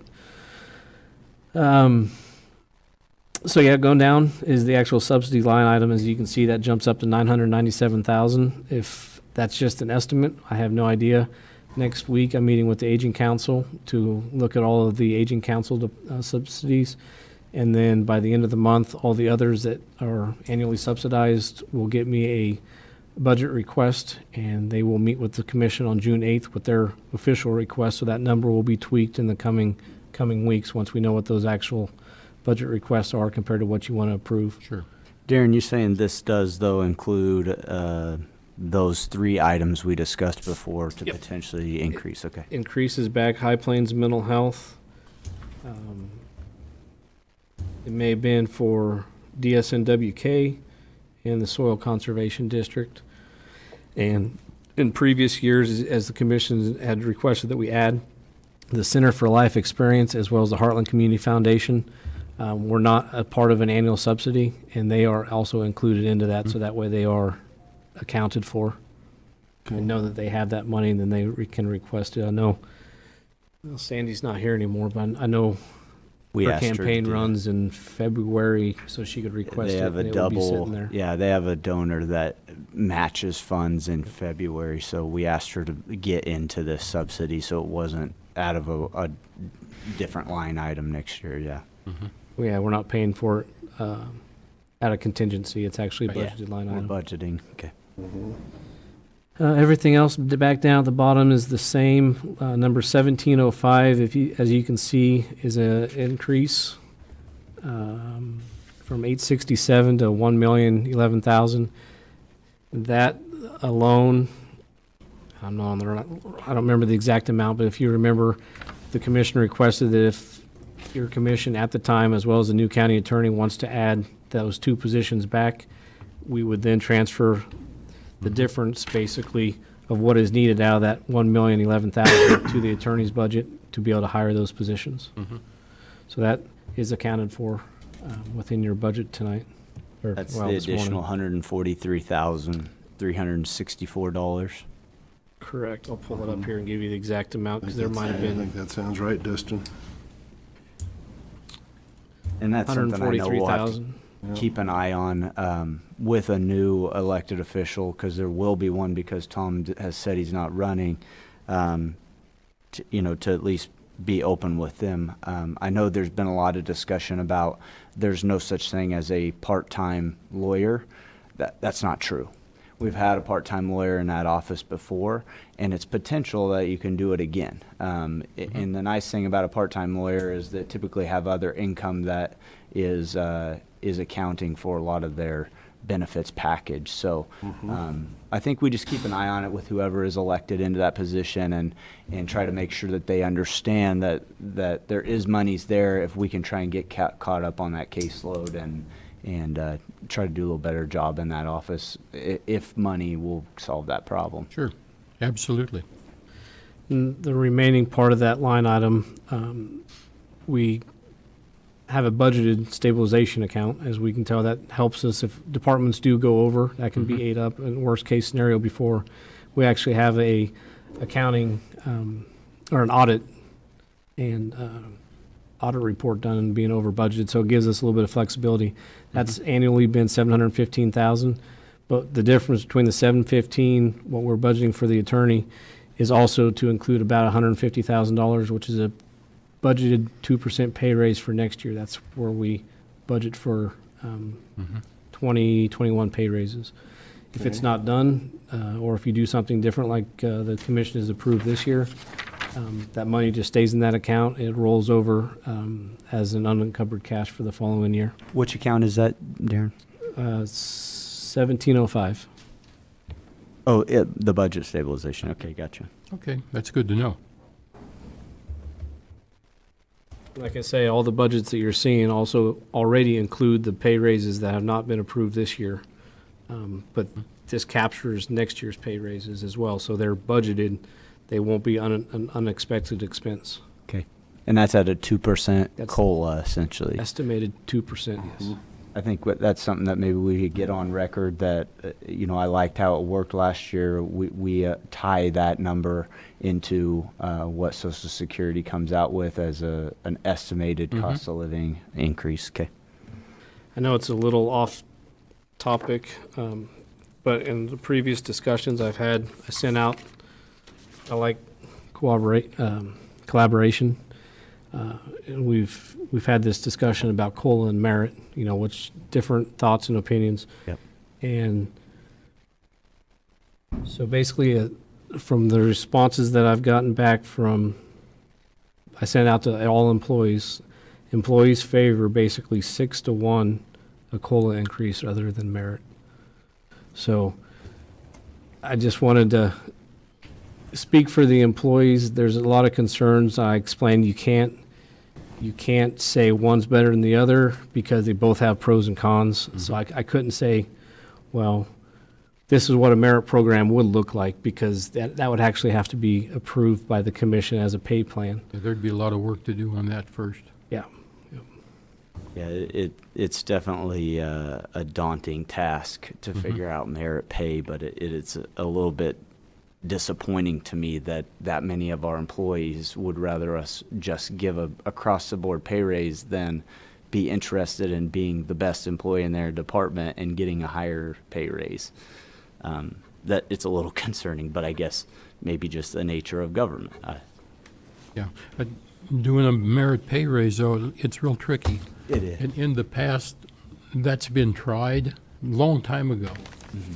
Of course, there wasn't good boundary set up, but it seemed like department heads, supervisors, nobody wants to sit across from an employee and say, you just don't warrant a merit pay increase. Yeah, I'd imagine it's hard to tough do. from the top. Yeah. So you have to have real clear benchmarks that employees have to meet before they're awarded one, and that can be real hard to set those benchmarks. And you could get into a situation that could be discriminatory too. I mean, you gotta watch that. I mean, Yeah. what if a department head don't like a certain employee and that employee is the best one in the whole department? You gotta watch that too. And like Dustin just said, it's probably the nature of government. Yeah, I'd imagine our employees are smart enough to know they don't want to have to get into that type of system where they have to always be friendly to their boss, even if their boss might be wrong, in order to try to get a pay raise. So I can understand the nature of it. It's just disappointing. I was kind of hoping 100% are go-getters that want merit pay, but it just, they probably know and understand the intricacies of the situation. And it's different between public and private sector. Yep. It is. Yeah, those numbers could be a little skewed. If you actually said this is what it would entail, Yeah. you may be able to pull some over, Instead because of a there were broad some question. questions about what it would be like, and I was like, well, I A can't. general question like that's pretty tough to respond to, Yeah. you know.